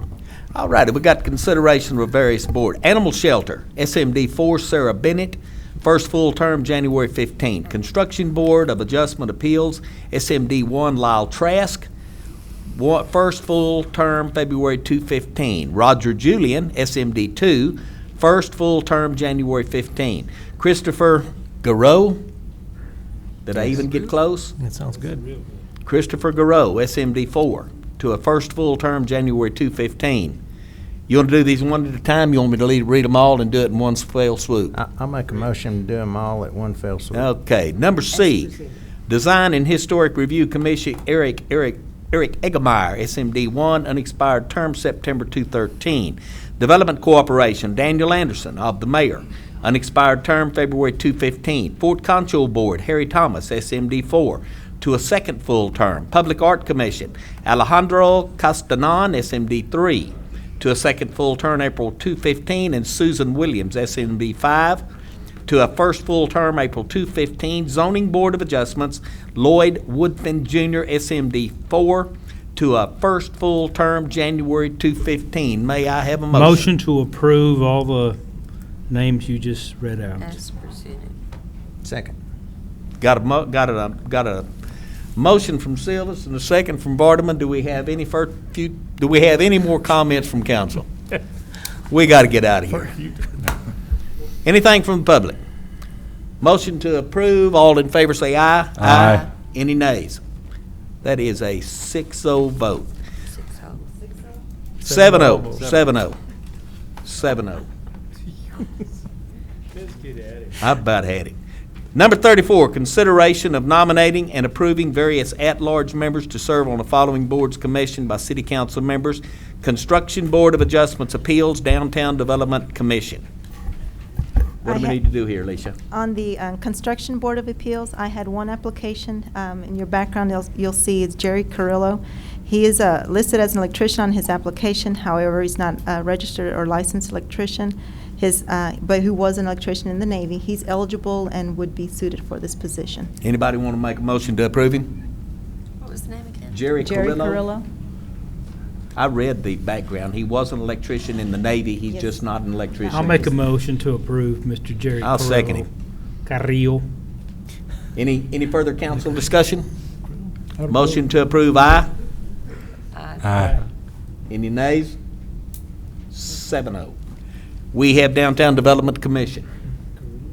I have 4 members. They're willing and interested to continue serving on the Downtown Development Commission. So if you'd like to reappoint those individuals as well. Give us their names. And there are Jim Cummings, Lisa Would you get Edie. closer to the microphone, please? Thank you.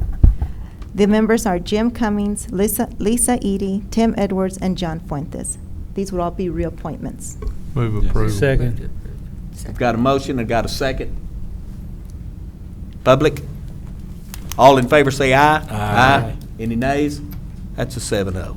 Consideration of nominating, approving city council members to serve on the following boards and committees: Concho River Water Master Advisory Committee. What does Okay. 3 mean? We need 3. Well, or Three of we- us? we need to 3 council replace. members, because the former appointees were Alvin Yu, Paul Alexander, and Kendall Hirschfield. Do they have to be city council members? Yes. Okay. This is I'll- for the water master. I'll serve as mayor if anybody else won't.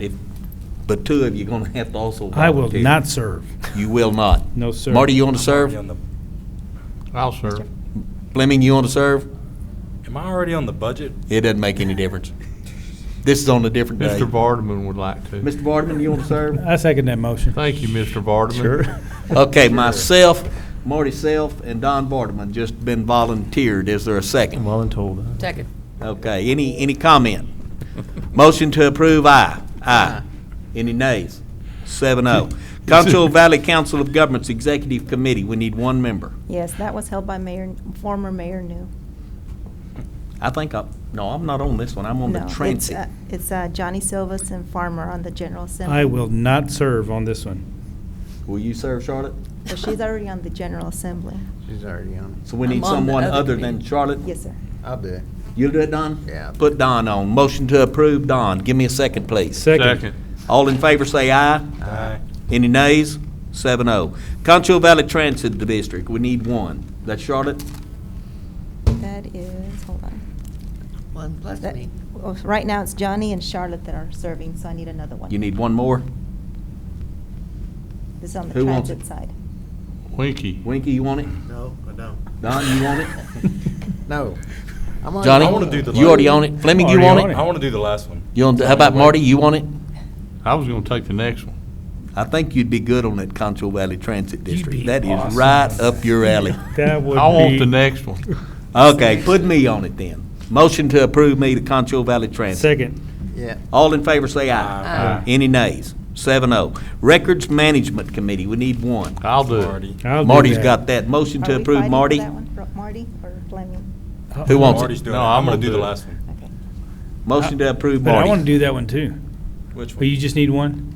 The records? You can have Concho Valley Transit. No. You can do it. No. Fleming's You already- doing transit. No. No, No, I'm just he's doing transit. doing hotel. I'm waiting on a second on Marty. Yeah.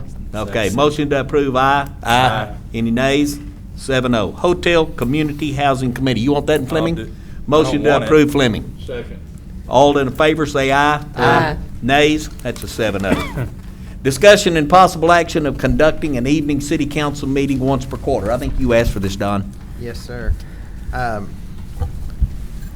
I just, while I was running, I heard this quite a bit. I know it's been tried in the past. What I'd like to do is just try it one time if we have good attendance, and I don't know how we can get much better attendance than what we've been having, but if we have good attendance in the evening, then maybe do it once a quarter or something like that. Just a trial run is what I'd like to see. Make it a motion. Move to have it once a quarter to, Make it a motion to have it once. Once. Once. out. Yeah, as a trial. Right. Anybody want to second that? I'll second that. This weekend. You have any idea when you want to do this? Let's. On a short agenda night. Yeah. Yeah.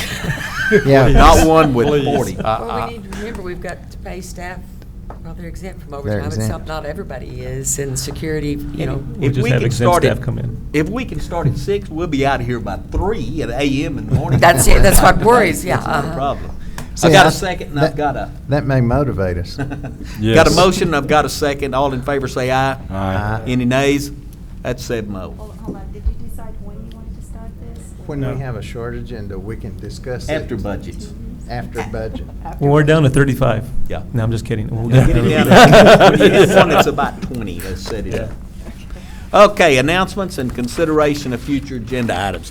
The one I've got is that we have got to find a way to get these meetings down where we're through by 3 or 4 o'clock. These 6 o'clock meetings are killing me, and we're not even through today. You We said still 2 have- earlier in the year. Well, 2 would be better, but I'm trying to be realistic We now. got several items off the list too, so. But we have got to get, so I need council's help on this. We're either gonna have to do less items, or we're gonna have to spend less time. We're gonna have to put timers on everybody, but something has got to be done, because these 9-hour meetings are killing me. So, that's one thing I want to talk about as a future item. We need a plan, because this ain't working. So there's mine. Who else? I have one. Yes, sir. And I don't care if it's an agenda item, but the overlay program, I know we're evidently we're working on it, Shane, or something, but I would really like to see that program where it's 7 or 8 years and it's every street, you know, and not being subjective. And if we could work on, like I said, I don't care if that's an agenda item as long as we're working on it. Anyone else? I've already got stuff on there. Okay, consideration of September 3, 2013 City Council. What does that mean? Yes, sir. Basically, that meeting is before the holiday, and we just wanted to confirm with council that we were going to have that meeting, because it is before Labor Day, I think, or Memorial Day. It's after. After, I'm It's the sorry. day after, Labor huh? Day.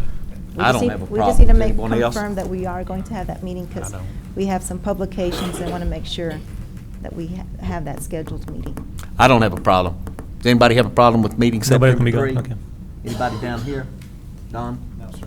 Let's meet September 3. Okay, thank you. Okay, and I guess now we need to go back into executive. Let me read this again right quick.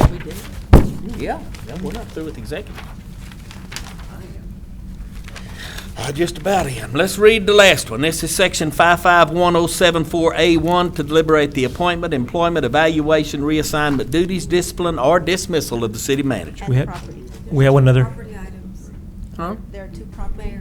There are two property items. I missed them. Where are they? No, it's, just read that Read second the first executive one session item about property leases. and regarding sales and so property. forth. No, that's it. The bullet right before, Didn't we deal with that earlier? no, sir. No. We had two other items that fell under that category. Okay, I see. We had another item under this. We dealt with one of them? Correct. Correct. Okay, section 551071, to consult with attorney on pending or contemplated litigation or a settlement offer regarding property damage claim, G012154. And it is. Wait a minute, no, that's still the, What'd you say? It is the 53. second bullet. it's the second bullet, right? Second and third bullet? Okay. There's two more items under the real property exception. You read the first one, but it shouldn't. Section 551072, deliberate the purchase, exchange, lease, or value of real property regarding groundwater supply options for the city, including VV groundwater business and industrial park property and Lake Nasworthy property. Oh, we're through? Correct. It's 5:34. We're going to executive. We have 2 items that came out of executive that we need to make a motion on and approve. I think we need to point out that Mr. Vardaman left the meeting. Mr. Vardaman did leave. The first one is to settle an offer, to a settlement offer to settle damages to Verizon. This is settlement offer E012154, and we will authorize up to 42. No. We're not saying our We're not amount. saying the amount. Blank. We're Authorized not to blank, settle. just saying that we're. No money amount. Authorized to settle would be correct, Your Honor. No amounts here. No dollar amount. I move we authorize to settle with We Verizon. authorize to settle Yes. with Verizon E012154. You have a motion. I have a motion. We have a second? I'll second that. All in favor say aye. Aye. Any nays? Okay, the next one is for community development.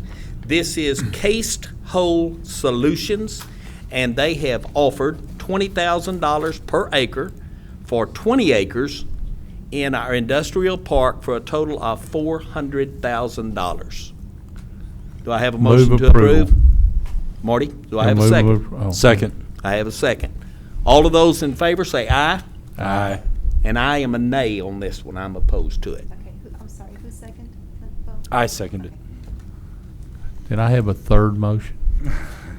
I move we adjourn. Let's do it quick. Somebody second it. Second. Favor aye. Aye. Over.